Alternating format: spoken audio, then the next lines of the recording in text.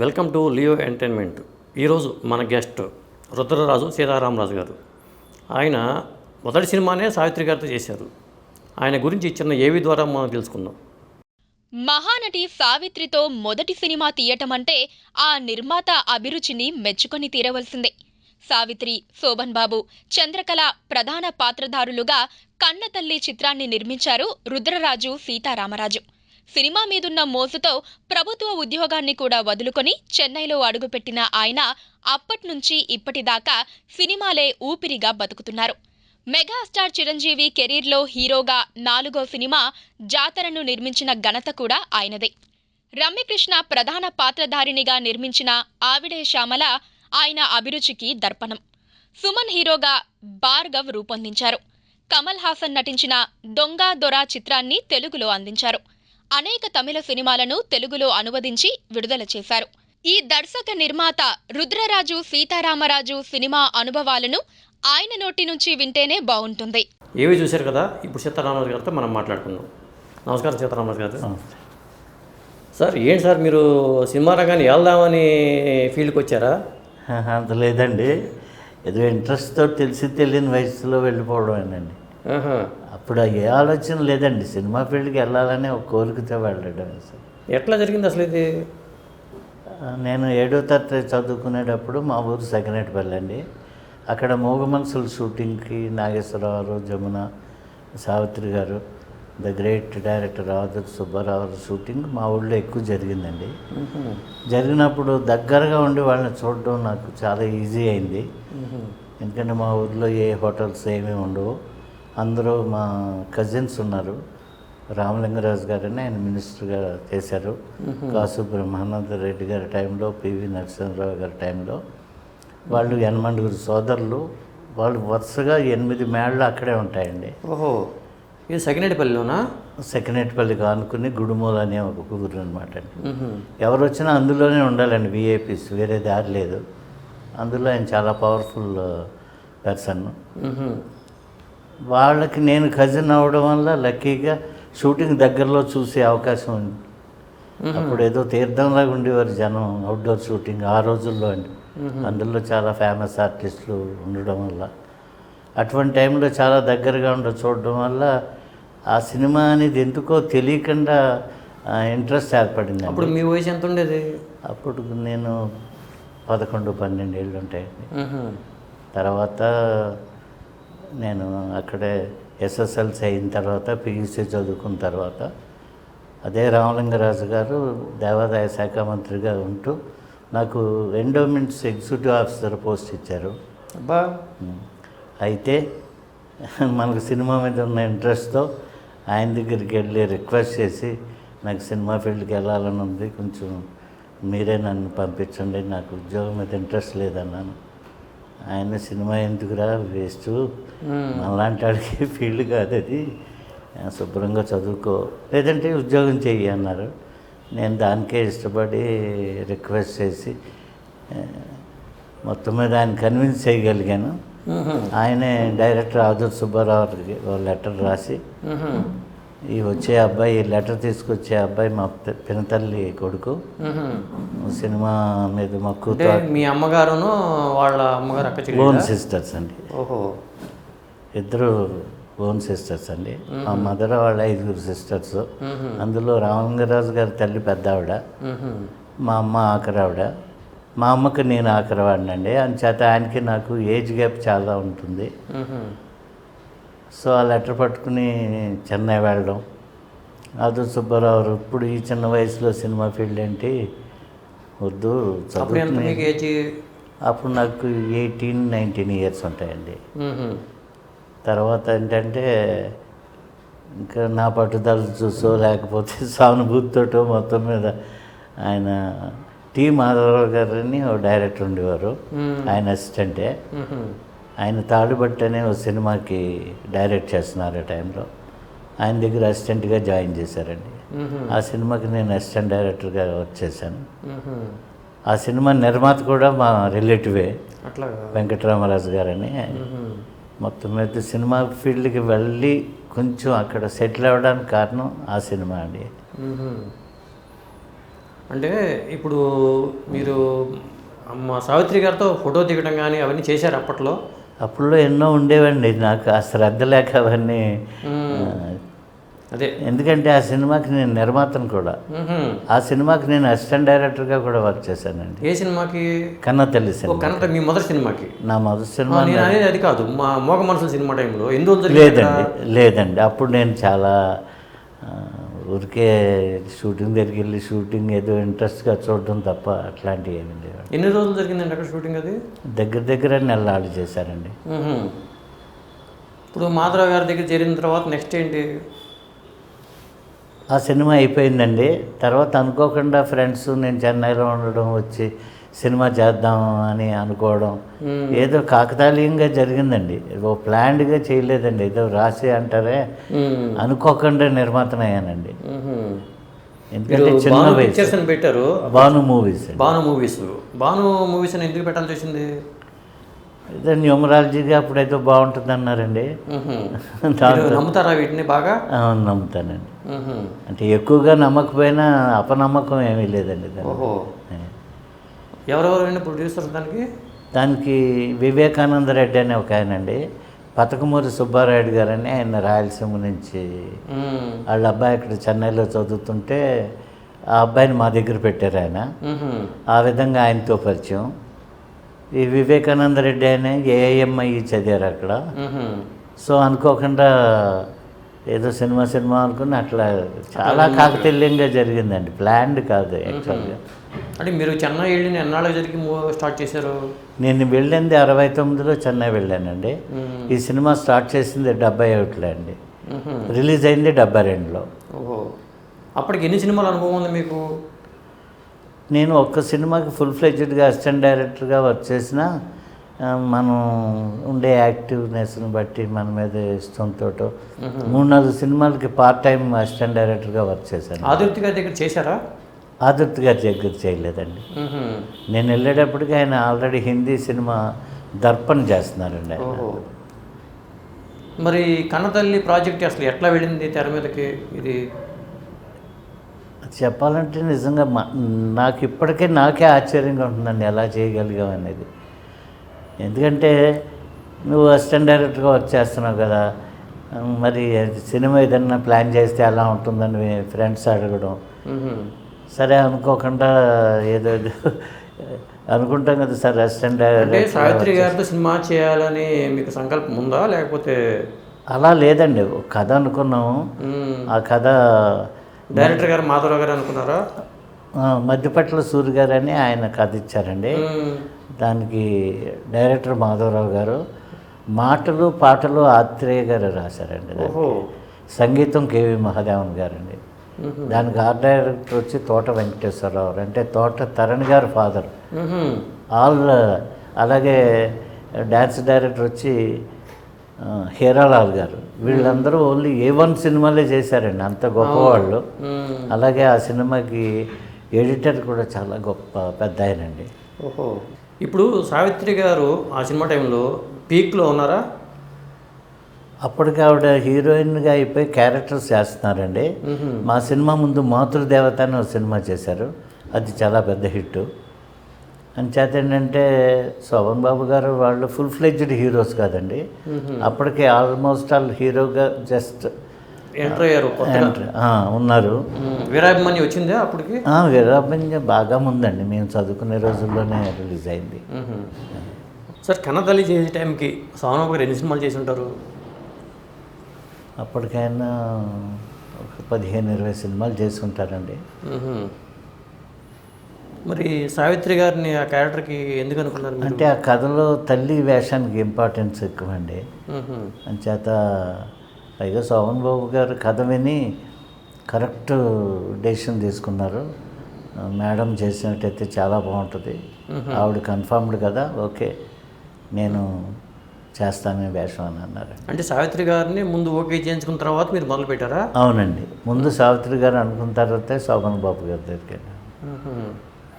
ఎంత ఇచ్చారు రెమ్యునరేషన్ సావిత్రి గారికి? అప్పుడు 40,000 అండి. ఓహో, చాలా పెద్ద అమౌంట్ అండి 40,000 అంటే. నేను శోభన్ బాబు గారికి ఇచ్చింది 20,000 అండి. డబుల్. ఆహా. ఎన్ని రోజులు జరిగింది సార్ షూటింగ్ అది? అది అప్పుడు షెడ్యూల్స్ 3 షెడ్యూల్స్ అండి. ఓ 2 షెడ్యూల్స్ సజావుగా జరిగింది. 3వ షెడ్యూల్ టైంలో మా దురదృష్టం కొద్దీ ఆవిడకి అనారోగ్యం పాలయ్యారు. అంచేత 3rd షెడ్యూల్ క్యాన్సిల్ అయిందండి. దాంతో మళ్ళీ అందరూ బిజీ ఆర్టిస్టులు అండి. నాగభూషణ్ గారు, రాజుబాబు, ప్రభాకర్ రెడ్డి గారు. అవును, హీరోయిన్గా చంద్రకళని తీసుకున్నారు కదా. చంద్రకళ అప్పుడు మంచి అప్పటికి ఆల్రెడీ ఆ అమ్మాయి కూడా ఎస్టాబ్లిష్ అయ్యి ఉందండి. చంద్రకళకి రెమ్యునరేషన్ ఎంత ఇచ్చారు? ఆవిడకి 15,000 అండి. అప్పట్లో ఇది పెద్ద బడ్జెట్ సినిమా అనుకోవచ్చా? పెద్దది కాదు, చిన్నది కాదు సార్. చిన్న సినిమా కన్నా కొంచెం పెద్దదండి. బాగా పెద్ద సినిమాలు లెక్కేస్తే చిన్నదండి. అంటే ఈ సినిమా చేసిన తర్వాత సావిత్రి గారు ఇబ్బందులకు వెళ్ళారా? అప్పటికే ఉన్నాయా? అప్పటికి లేదండి. మా సినిమా స్టార్ట్ చేసినప్పుడు ఆవిడ నార్మల్గానే ఉన్నారు. తర్వాత ఆవిడ ఆరోగ్యం క్షీణించడంతో ఒక షెడ్యూల్ ఇబ్బంది అయింది. అదే టైంలో 5-6 సినిమాలు చేస్తున్నారు ఆవిడ. బట్ ముందు మన సినిమా కంప్లీట్ చేయాలి అని హాస్పిటల్ నుంచి వచ్చిన వెంటనే మాకే ప్రిఫరెన్స్ ఇచ్చారండి. ఎందుకంటే మేము చాలా చిన్నాళ్ళం, కుర్రాళ్ళం. అంటే ఎవరికి పెళ్ళిళ్ళు కాలేదండి. నా పార్ట్నర్ వివేకానంద రెడ్డికి మ్యారేజ్ కాలేదు, నాకు కాలేదు. We are in all 20 years age group అండి. అంచేత మా మీద సానుభూతితో వాళ్ళు చేశారండి. అలాగే ది గ్రేట్ కేవి మహాదానన్ గారు కానీ, ఆచార్య అత్రేయ గారు కానీ, మాకు ఎక్స్పీరియన్స్ లేకపోయినా they loved us like anything. వాళ్ళ కంట్రిబ్యూషన్ చాలా బాగుంటుందండి ఆ సినిమాలో.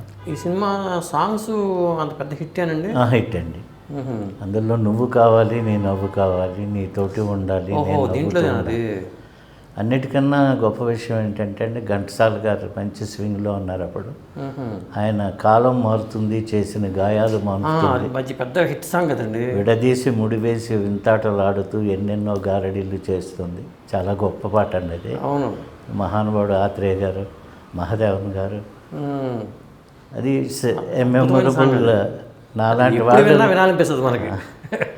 మేము ఫస్ట్ సినిమా అయినా అంత గొప్ప గొప్ప టెక్నీషియన్స్ ఆ సినిమాకి పనిచేయడం వల్ల మేము జస్ట్ పాస్ అయ్యామండి ఆ సినిమాలో. ఫైనాన్షియల్గా మీకు ఆ కంఫర్ట్ జోన్లోనే ఉన్నారు ఆ సినిమా వల్ల. అంటే మాకు వ్యాపారం సరిగ్గా తెలియక మేము కొంచెం ఎక్కువ ఖర్చు పెట్టడం, షెడ్యూల్ ప్రాబ్లం అవడం వల్ల అనుకోకుండా ఖర్చు పెరగడం తప్ప సినిమాగా దాని బడ్జెట్ని అది ఆ రోజుల్లో న్యాయం చేకూర్చింది సార్. మాకు ఎక్స్ట్రా ప్రాబ్లమ్స్ వల్ల మేము కొద్దిగా ఇబ్బంది పడ్డామండి. మళ్ళీ ఈ సినిమా తర్వాత మళ్ళీ ఎప్పుడు నెక్స్ట్? అంటే తర్వాత నా పార్ట్నర్స్ ఇద్దరు సినిమాకు దూరం అయ్యారు వేరే కారణాల వల్ల. నాకు ఇంకా సినిమా మీద ఇంట్రెస్ట్ ఉండేది, కానీ మరి నాకు వయసు రావడం వల్ల ఆ సినిమా అయిన తర్వాత సినిమా చేయలేక ఇంటికి వచ్చానండి. ఓహో, గ్యాప్ తీసుకున్నారు? గ్యాప్ తీసుకోవాలని కాదండి, పెళ్లి చేసుకోవాలని. అంటే మళ్ళీ అసిస్టెంట్ డైరెక్టర్ వచ్చేద్దామని ఎవరి దగ్గరికి వెళ్ళినా వన్స్ ప్రొడ్యూసర్ అయిన తర్వాత నన్ను ఎవరు ఎంకరేజ్ చేయలేదండి. ఎందుకంటే వాళ్ళ ఆలోచన మనల్ని ప్రొడ్యూసర్గా చూసి అసిస్టెంట్ డైరెక్టర్గా పెట్టుకోవడానికి. అసలు మీరు డైరెక్టర్ అవ్వాలని వెళ్ళారా, ప్రొడ్యూసర్ అవ్వాలని? డైరెక్టర్ కావాలని వెళ్ళాను సార్. అంటే నిర్మాత అవ్వాలనే ఆలోచన కానీ, నిర్మాతకు కావాల్సినంత వెనకాల ఫైనాన్షియల్ బ్యాక్గ్రౌండ్ కానీ నాకేమి లేవండి. మాది above middle class family sir. ఓహో. అంటే ఇటు లేని వాళ్ళం కాదు, ఇటు బాగా సినిమాలు తీసేసి అంత డబ్బు ఉన్నవాళ్ళం కాదు. అదే. మరి ఫస్ట్ సినిమాకి మీరు నేను చేయలేను అనుకున్నారా డైరెక్షను? అసలు ఛాన్సే లేదండి. అప్పటికని నేను అంత మెచ్యూరిటీ లేదు సార్. ఇప్పుడు మీరు నెక్స్ట్ మీరు పెళ్లి చేసుకున్నారు ఈ సినిమా తర్వాత? అవునండి. అది పెద్దలు కుదిర్చిందేనండి? మా అక్క కూతురే అండి. ఓహో. మ్యారేజ్ అయిన తర్వాత కూడా మళ్ళీ సినిమాకి ఎలా వెళ్ళాలని మళ్ళీ మద్రాసు వెళ్ళి అప్పుడు స్ట్రైట్ సినిమా తీసే శక్తి లేక మళ్ళీ ఒకళ్ళిద్దరు పార్ట్నర్స్ని సెటప్ చేసుకుని నేను దొంగదొర అనే సినిమా చేశానండి. కమల్ హాసన్ డ్యూయల్ రోల్ అండి. అక్కడ సట్టమెన్కి వెళ్ళని అక్కడ పెద్ద హిట్. అది మేము దొంగదొర అని చేస్తే ఇక్కడ కూడా హిట్ అండి. అవును. అదే టైంలో ఎర్ర గులాబీలని కేఎస్ రామారావు చేశారు. ఈ రెండు ఏది హిట్టో చెప్పలేనంత హిట్స్ అండి. అవును. అంటే అది కమల్ పీరియడ్ అండి. అదే. అంత అది మీకు మంచి లాభాలు తెచ్చిపెట్టు. చాలానండి. ఆ లాభాలని దాచుకోలేకపోయాం, ఆ లాభాలను ఎక్కడ ఇన్వెస్ట్ చేయలేకపోయాం. వెంటనే జాతర అనే సినిమా మొదలుపెట్టానండి. చిరంజీవి గారు హీరో, చిరంజీవి అన్నగారుగా శ్రీధర్ యాక్ట్ చేశారు. ఓహో. నెక్స్ట్ నాగభూషణ్ గారు మెయిన్ విలన్ అండి ఆ సినిమాలో. అప్పుడు చిరంజీవి గారికి ఇది ఎన్నో సినిమా అండి జాతర? యాక్చువల్గా హీరోగా సినిమాలు మొదలైనవి ఆయనకు 3 అండి. అంతకుముందు ఆయన ప్రాణం ఖరీదుతో మొదలయ్యి పునాది రాళ్ళు, మన ఊరి పాండవులు అలాంటి సినిమాలు చేశారు. భరద్వాజ కోతల రాయుడు, నన్ను జాతర రాజు గారు అనేవారు అప్పుడు. నేను మాకన్నా సీనియర్ మోస్ట్ ప్రొడ్యూసర్ భావనారాయణ గారు అని అప్పటికే ఆయన చాలా సినిమాలు తీశారు. ఆయన ఐ లవ్ యూ అని తీశారండి. నిజం చెప్పాలంటే ఈ 3 సినిమాలే ఆయన హీరోగా మొదలైన సినిమాలండి ఆ రోజుల్లో. అప్పుడు 79 అండి అది? 79. ఓహో. ఏంటి సార్ ఈ జాతర విశేషాలు ఏంటి అసలు? ఇది చాలా చెప్పుకోదగ్గ విశేషాలు చాలా ఉన్నాయి సార్. జాతర అనే సినిమా చేసేటప్పుడు మేము కూడా మంచి మద్రాసులో ఉండడం వల్ల బాలచంద్ర గారి సినిమాలు అవి చూసి గొప్ప గొప్ప వాళ్ళ సినిమాలు అన్నీ చూసి మనం ఒక డిఫరెంట్ సినిమా తీయాలని చెప్పి ధవళా సత్యం గారు అనే డైరెక్టర్గా ఫస్ట్ సినిమా అండి అది. ఆయన నాకు కాలేజీలో నాకన్నా సీనియర్. ఆయనతో నాకున్న పరిచయాన్ని బట్టి ఆయన ఒక లైన్ చెప్తే ఇది చాలా బాగుందని అనుకుని. కాలేజ్ అంటే ఏలూరు కాలేజా? నర్సాపురంలో. అలా అనుకుని మొదలు పెట్టామండి. మొదలు పెడితే లక్కీగా చాలామంది యువకులు ఆ సినిమాకి పనిచేసి చాలా గొప్పవాళ్ళు అయ్యారండి. ఓహో. ఎవరెవరండి వాళ్ళు? అందులో పిఆర్కే రాజు గారని బాపు గారికి పర్మనెంట్ కెమెరామెన్ అండి. మొన్న శ్రీరామరాజ్యం వరకు, మిస్టర్ పెళ్ళం నుంచి అన్ని సినిమాలు ఆయనే చేశారు. ఆయన నంది అవార్డు వచ్చిన మనిషే. ధవళా సత్యానికి కూడా మా సినిమా పూర్తయి రిలీజ్ కాకముందే ఆయనకి సినిమా వచ్చింది. అది యువతరం కదిలిందండి. అవును. అది మాధవ రంగారావు గారి సినిమా. అందులో మురళీమోహన్ గారు వాళ్ళు యాక్ట్ చేశారు. అంటే మా సినిమా డబుల్ పాజిటివ్ చూశారు. ధవళ సత్యం గారికి ఇది ఫస్ట్ పిక్చరా? ఫస్ట్ పిక్చర్ అండి. సినిమా రషెస్ అది చూస్తూ ఉన్నారు. మేము రికార్డింగ్ వెళ్ళబోయే టైంలో డబుల్ పాజిటివ్ చూపించామండి. అది మాధవ రంగారావు మురళీమోహన్ చూసి మా డైరెక్టర్ని డైరెక్టర్గా ఫిక్స్ చేసుకున్నారు ఆ సినిమాకి. దాని తర్వాత ఆయన మళ్ళీ ఎర్రమల్లులు చేశారు. అది ట్రెమెండస్ హిట్. ఇంకా దాంతో డైరెక్టర్గా ఆయన అంటూ వెల్ సెటిల్డ్ అండి. ఎలాంటి ఫలితం ఇచ్చింది మీకు? జాతర అనేది మంచి సినిమా తీసామని అందరూ ప్రశంసించేవారు సార్. బిఫోర్ రిలీజ్ అయితే మద్రాసులో నంబర్ ఆఫ్ రివ్యూస్ పెద్ద పెద్ద వాళ్ళు కూడా అడిగి చూశారు, చాలా గొప్పగా తీశారన్నారు. నా దురదృష్టం కొద్ది మరేంటో తెలియదండి, అది సక్సెస్ కాలేదు. కమర్షియల్గా సక్సెస్ కాలేదు సార్. ఎక్కడ ఫెయిల్యూర్ అది అంటే ఆ ట్రెండ్కి ఫస్ట్ సినిమా అయిందండి.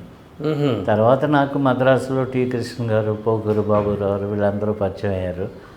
మీ జాతర ఇన్ఫ్లుయెన్స్ మా మీద ఉండే మేము ఇండస్ట్రీకి వచ్చామని చెప్పారండి. This is fact. అది అంటే అంత ఇన్స్పైర్ చేసింది చాలా మంది. ధవళ సత్యం గారు అంటే కొద్దిగా విప్లవ భావాలు బాగా తీసేవాళ్ళు. అవునండి. ఇది కూడా కొద్దిగా ఆ కాన్సెప్ట్ అండి. ఇది 100% ఆ కాన్సెప్ట్లో వచ్చింది సార్. అది మేము అడ్వాన్స్ అయ్యి ఫెయిల్ అయ్యామని చాలామంది అనేవాళ్ళు అండి. ఓహో. ఆ ఫెయిల్యూర్ని తట్టుకోవడానికి ఈ సినిమానే ఎర్రమల్లి తర్వాత తీసుంటే ఇంకా వేరుగా ఉండేదేమో. వేరేగా ఉంటుందండి, న్యాచురల్ కదా సార్. అప్పుడు చిరంజీవి గారు కూడా అప్కమింగ్ టైం అండి. అవును. ఆయన ఇంకా హీరోగా సెటిల్ అవ్వని. ఎందుకు మీరు చిరంజీవి గారిని తీసుకోవాలనుకున్నారు ఆ సినిమాకి? నాకు ఈ సినిమాకు ముందే నాకు చిరంజీవితో పరిచయం అండి. ఆయన నర్సాపురం కాలేజీలో చదివారు. ఆయన క్లాస్మేట్ విశ్వనాథ్ అని ఒక అతను ఉండేవాడు, గుండం విశ్వనాథ్ అని. అతను ఈ అబ్బాయిని తీసుకుని నేను ఫస్ట్ సినిమా తీసి ఖాళీగా మా ఊర్లో ఉన్న టైంలో తీసుకుని వచ్చి ఇతను శివశంకర్ ప్రసాద్ అని నా ఫ్రెండు సినిమా తీసే కదా, అతను సినిమా ఫీల్డ్కి ఎలా ఉందని పరిచయం చేద్దామని తీసుకొచ్చాను అన్నారు. ఎక్కడ? నర్సాపురంలో? సెకండ్పల్లి, మా ఊరు తీసుకు. అంటే నర్సాపురం రేవు దాటితే సెకండ్పల్లి. అదే. అవును. అప్పుడు చిరంజీవి మా ఇంటికి వచ్చారు. అబ్బాయి ఇంకా సినిమాలు చేయలేదు. సినిమాయే కాదండి, ఆ అబ్బాయి చదువుకుంటున్నాడు బీకామ్. ఓహో అట్లాగా. అవునండి. మ్హూ. అంటే మెగాస్టార్ లాంటి వ్యక్తి ఫస్ట్లోనే మీ ఇంటికి వచ్చారంటే అది అది కాకతాళీయం. కాకతాళీయం. మొత్తానికి అట్లా నెరవేరు. తర్వాత మళ్ళీ ఎందుకని చిరంజీవి గారిది మీరు చేయలేదు? అది నాకు ప్లానింగ్ లేక సార్, అది నా మిస్టేక్ అండి. ఎదుగుతున్న హీరోకి నేను అతనితో సినిమా తీశాను కాబట్టి మరలా అలా అతనితోటే కంటిన్యూ అవ్వాలనే ఆలోచన బిజినెస్ మ్యాన్గా నాకు రాలేదండి. ఓహో. అంటే మనకి ఎదిగే అదృష్టం లేకేనండి. బట్ అతను మట్టుకు వెరీ వండర్ఫుల్ పర్సన్. చాలా ఆ సినిమా విషయం మీకు అర్థమైంది అప్పుడే? అంటే చాలా పైకి వస్తాడని అనిపించేదండి. అప్పుడు చెప్పారా మీరు ఇట్లా మనం అప్పుడు మీరు మా ఇంటికి వచ్చారు అవన్నీ? అవన్నీ ఇంకా అనుకోలేదండి, తెలుసు కాబట్టి. ఆ పీరియడ్ చాలా తక్కువ పీరియడ్ అండి. ఓహో.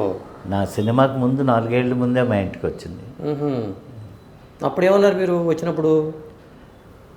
ఇంట్రెస్ట్ ఉంటే ఫిల్మ్ ఇన్స్టిట్యూట్లో జాయిన్ అవ్వడం బెటర్ అమ్మా, మద్రాసులో చాలా బాగుంటుంది అంటే నేను చెప్పానని వెళ్ళి అతను జాయిన్ అవ్వకపోవచ్చు. మొత్తం మీద ఆయన ఫిల్మ్ ఇన్స్టిట్యూట్కి వెళ్ళి ఫిల్మ్ ఇన్స్టిట్యూట్ నుంచే బయటకు వచ్చాడు. బహుశా మెగాస్టార్ కన్నా మీకు కొద్దిగా ఏజ్ ఎక్కువ ఉంటుందేమో మీకు. నేను ఎక్కువండి, పెద్దవాడిని. ఐఎమ్ 72 అండి ఇప్పుడు. ఎన్ని రోజులు చేశారు సార్ జాతర మీరు? అది ఎంటైర్ సెకండ్ మా ఊళ్ళోనే తీశాను సార్. అట్లాగా? Around 45 days single schedule cinema.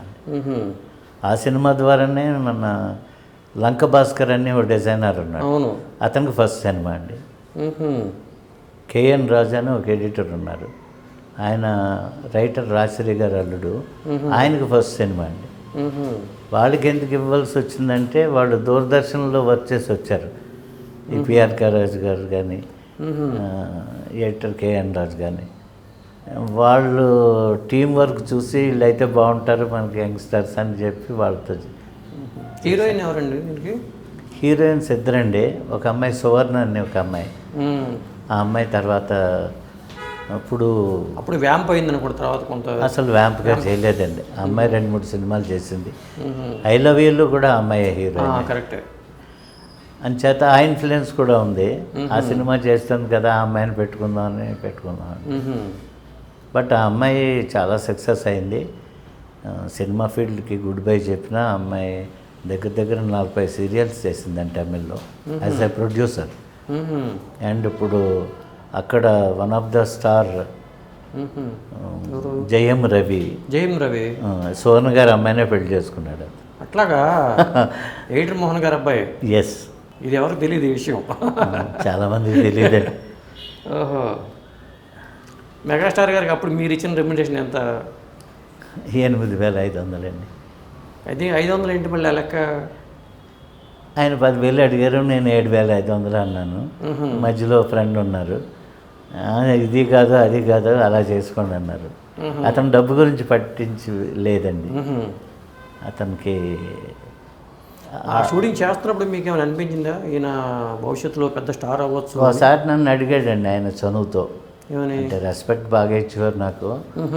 ఏమన్నా నేను ఎప్పుడైనా ₹1,00,000 హీరోని అవుతానా అని. ఓహో. అవుతావమ్మా, తప్పనిసరిగా ₹1,00,000 హీరో అవుతావు.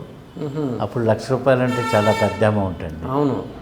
అంటే ఆ టైంలో కృష్ణ గారు, శోభన్ బాబు గారు 60,000 70,000 తీసుకునే రోజులే. వాళ్ళు 1 lakh బిలో ఉన్నారు. ఎన్టీఆర్ అయినారు ఎంత తీసుకున్నారు ఆ టైంలో? అవి ఎగ్జాక్ట్గా మనకు తెలియదండి, బట్ అనుకుంటారు కదా వాళ్ళు అప్పుడు 2 లక్షలు 3 లక్షలు అంటే మెగాస్టార్ గారు 1,00,000 అన్నారు. అంటే ఆయనకి అంతకన్నా కోరిక లేదండి. ఓహో. అంటే అది తీస్తే నేను అమౌంట్ డిమాండ్ చేయగలిగితే నేను వెరీ సక్సెస్ అయినట్టే అని ఫీలింగ్ అండి. కానీ బాగా కష్టపడే మనస్తత్వం అండి. చాలా హార్డ్ వర్క్ చేసి పైకి వచ్చిన వ్యక్తి అండి, బ్యాక్గ్రౌండ్స్ ఏమీ లేకుండా. తర్వాత రామలింగయ్య పెళ్ళి అవ్వలేదండి మీ సినిమా? పెళ్ళి మా సినిమా రిలీజ్కి ముందు అయిందండి. ఓహో. అల్లు రామలింగయ్య గారు అమ్మాయిని చేసుకోవడం వల్ల ఉండే, లేకపోతే అరవింద్ గారు వెనకాల ఆయన సలహాతో సినిమాలు యాక్సెప్ట్ చేయడం అవనండి. ఆయన ఎక్కువ హార్డ్ వర్కింగ్ తోటే పైకి వచ్చాడండి. ఆయన రూమ్లో ఉన్నప్పుడు ఎప్పుడైనా వెళ్తూ ఉండేవాళ్ళ మీరు? అంటే నేను జస్ట్ అలా డ్రాప్ చేసి వెళ్ళిపోయాడండి. హరిప్రసాద్, సుధాకరు, నెక్స్ట్ చిరంజీవి గారి రూమ్లో ఉండేవారు. అవును. అప్పుడు ఇంకొకటి ఏంటి, ఆయన సినిమా ప్రీమియర్ షో టైంలో వాళ్ళ మదరు సిస్టరు, వాళ్ళ మదరు అంజమ్మ గారు, విజయకి అప్పటికి ఇంకా పెళ్లి కాలేదండి.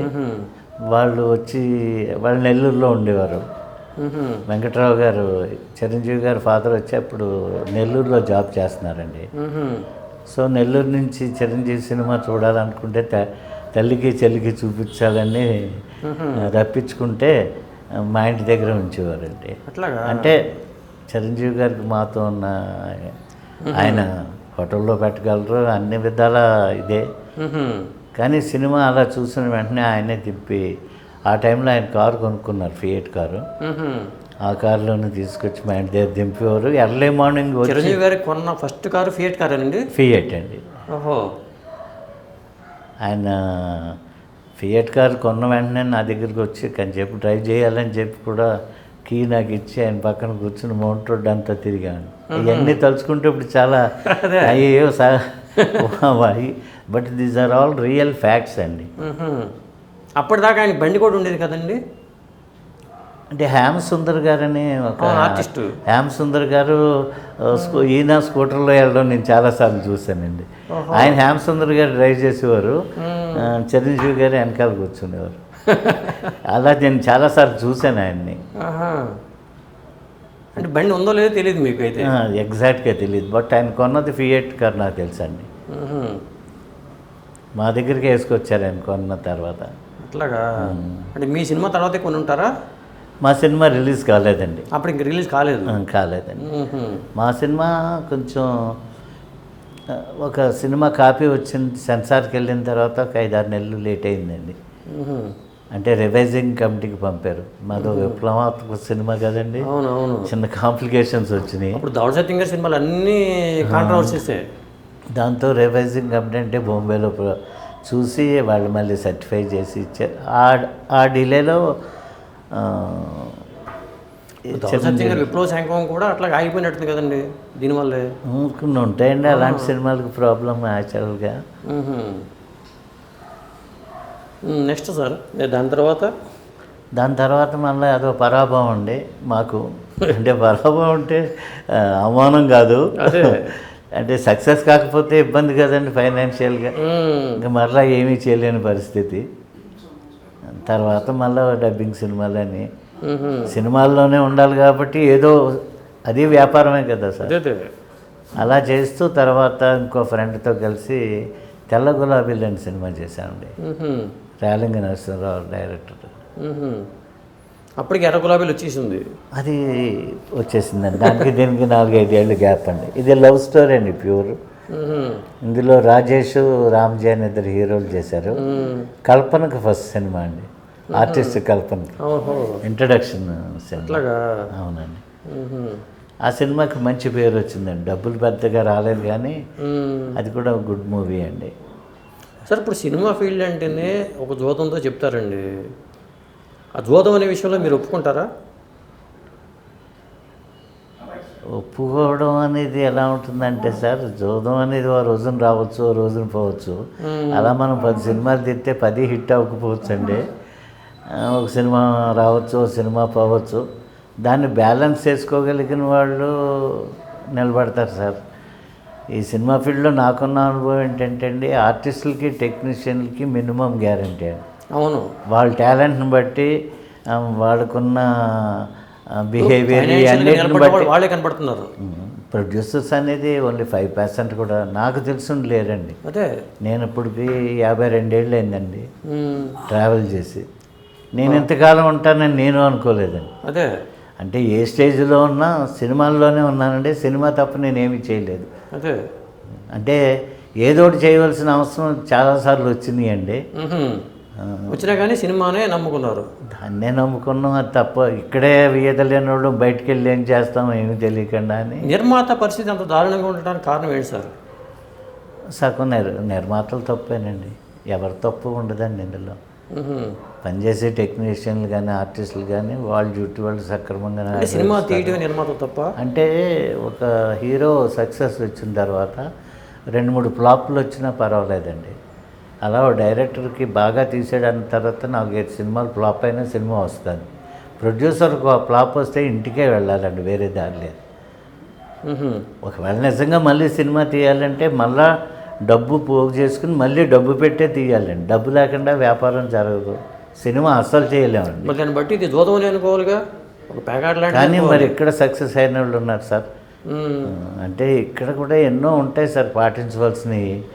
మనకి దురదృష్టం వచ్చిన ఒక్కోసారి చాలామంది అంటుంటారు, మీలాంటి జర్నలిస్టులు అందరూ, సినిమా చాలా బాగుందండి, ఎందుకు ఆడలేదో తెలియలేదు.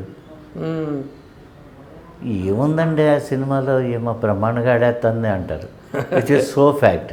ఓహో. అందుచేత జోదంతో కంపేర్ చేస్తారు కదా, తప్పండి. అంటే మన సినిమా సక్సెస్ అవ్వాలంటే మన సినిమా బాగుందా లేదా అనేది వదిలిపెట్టండి, పక్కన ఉన్న సినిమాలను బట్టి కూడా ఉంటుందండి. పక్కన అదే టైంలో 2 హిట్లు ఉన్నప్పుడు మన యావరేజ్ సినిమా యావరేజ్కి వెళ్ళిపోతుందండి. పక్కన యావరేజ్ సినిమాలు ఉన్నప్పుడు మన సినిమా కొంచెం బాగుందంటే ఇది హిట్కి వెళ్ళిపోతుందండి. అది ఫైటే సార్. 100% ఫిల్మ్ ఇండస్ట్రీలో టెక్నీషియన్ అవనండి, లేకపోతే నిర్మాత అవనండి, అంటే నష్టాల ఊబిలో నిర్మాత వెళ్తాడు తప్ప అదృష్టం అనేది అందరికీ కావాలండి. చాలామంది టెక్నీషియన్స్లో, ఆర్టిస్టులో చాలా టాలెంట్స్ ఉంటాయి. అవి లేనిదే వాళ్ళు అక్కడ అన్ని సినిమాలు ఎవరు పనిచేయలేరు. అదృష్టం ఉన్న వాళ్ళు రేసులో ఉంటారండి. నేను రేసులో లేని ప్రొడ్యూసర్ అనమాట.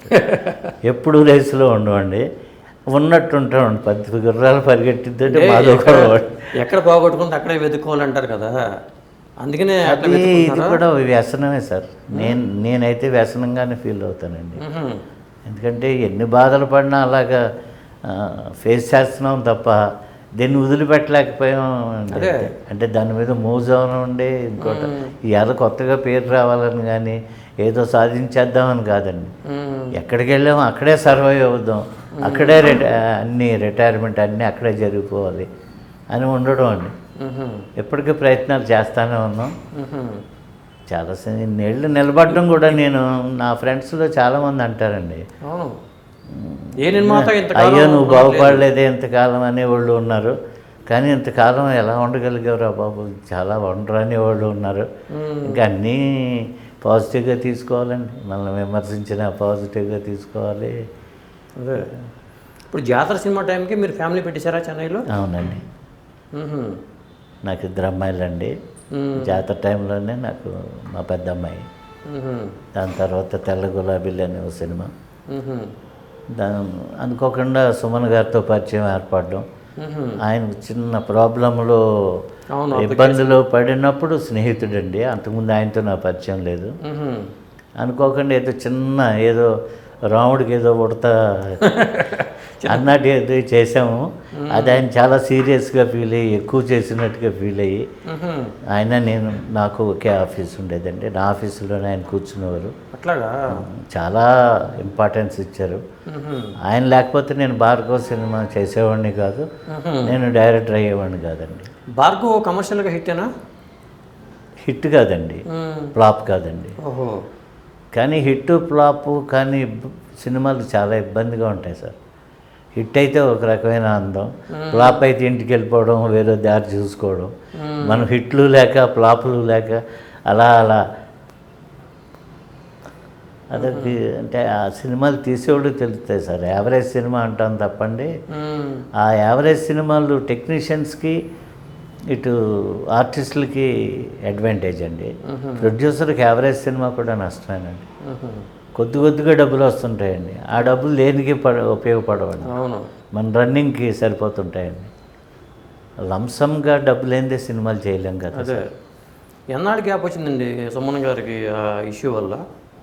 ఆయన 2-3 ఇయర్స్ బాగా ఇబ్బంది పడ్డారు సార్. ఆయన పర్టికులర్ ఏరియాలోనే ఉండమన్నారు, చెంగల్పట్టు అనే ఏరియాలో. తర్వాత సినిమా చేయొచ్చు కానీ చెంగల్పట్టు నుంచి వచ్చి ఏవిఎం స్టూడియోలోనే చేయాలి, ఇంకెక్కడ చేయడానికి వీల్లేదన్నారు. దీంట్లో ఆయన ప్రమేయం అసలు ఏమీ లేదా, కావాలని ఇరికిచ్చారు? చాలా కావాలని ఇరికించారంటారు సార్, దాని గురించి నాకు డీటెయిల్స్ పూర్తిగా తెలవండి. బట్ ఆయన ఏమీ అంత ధైర్యవంతుడు కాదు, లేకపోతే ఇంకొక రకమైన మనిషి కాదు, కావాలనే ఇరుకుని పడ్డారు ఆయన టైం బాగోక. ఆయన కూడా టైంను బాగా నమ్ముతారండి. ఓహో. ఆయన ప్రమేయం లేకుండానే ఇబ్బంది పడ్డారండి. ఎందుకంటే ఆయన ఎందుకంటే ఎవరైనా నా దగ్గరికి వచ్చేవారండి, ఆయన ప్రొడ్యూసర్స్ కానీ డైరెక్టర్స్ కానీ. అంటే సుమన్ గారు 3 years మేమిద్దరం ఒకే ఆఫీస్ అండి. ఓహో. ఆయనకి ఖాళీగా ఉండేవారు కాదు, బాగా బిజీ ఆర్టిస్ట్గా. ఆయన వచ్చిన ఆఫీసులోనే కూర్చునేవారు.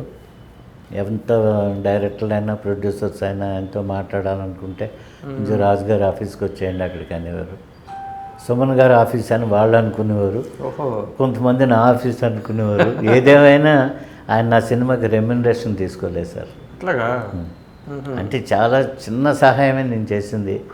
ఏం లేదండి, ఆయన చెంగల్పట్లో ఉన్నప్పుడు అక్కడ సరైన ఇది ఉండదు కదా అని నేను ఫుడ్ అది పట్టుకెళ్తున్నాను ఇంట్లో చేయించి. అట్లాగా.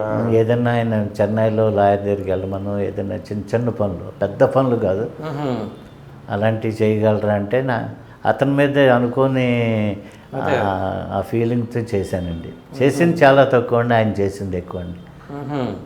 నాకు కలిసి రాలేదు, అది నా దురదృష్టం అండి. బట్ ఇప్పటికీ మీకు సుమన్ గారితో మీకు సంబంధాలు ఉన్నాయండి? ఆయన మ్యారేజ్ అయ్యి ఆయన హైదరాబాద్ వచ్చిన తర్వాత నేను మెడ్రాస్లోనే ఉండిపోయాను సార్. నేను మెడ్రాస్ బేస్డే. ఆయన హైదరాబాద్ వచ్చిన తర్వాత నేను ఇక్కడే ఉండడం, చెన్నై తక్కువ ఉండడం, తర్వాత మ్యారేజ్ అవ్వడం, ఆయన ఇక్కడే సెటిల్ అవ్వడం, దాంతో కొంచెం డిస్టెన్స్లోనే ఉన్నాం సార్.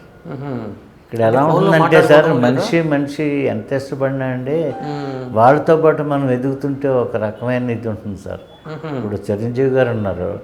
యాక్చువల్గా నేను చిరంజీవి గారిని అనడం కూడా అతనికి మంచిది కాదండి, నాకన్నా చిన్నాడు. చాలా ఇష్టపడ్డ వ్యక్తిని నేను. అతను కూడా నాకు చాలా గౌరవం ఇచ్చేవాడు. తర్వాత 2 సార్లు అనుకోకుండా తారసపడ్డామండి. ఆ 2 సార్లు కూడా ద వే హౌ హీ, అసలు ఆ రిసీవింగ్ చాలా గొప్పగా ఉంటుందండి.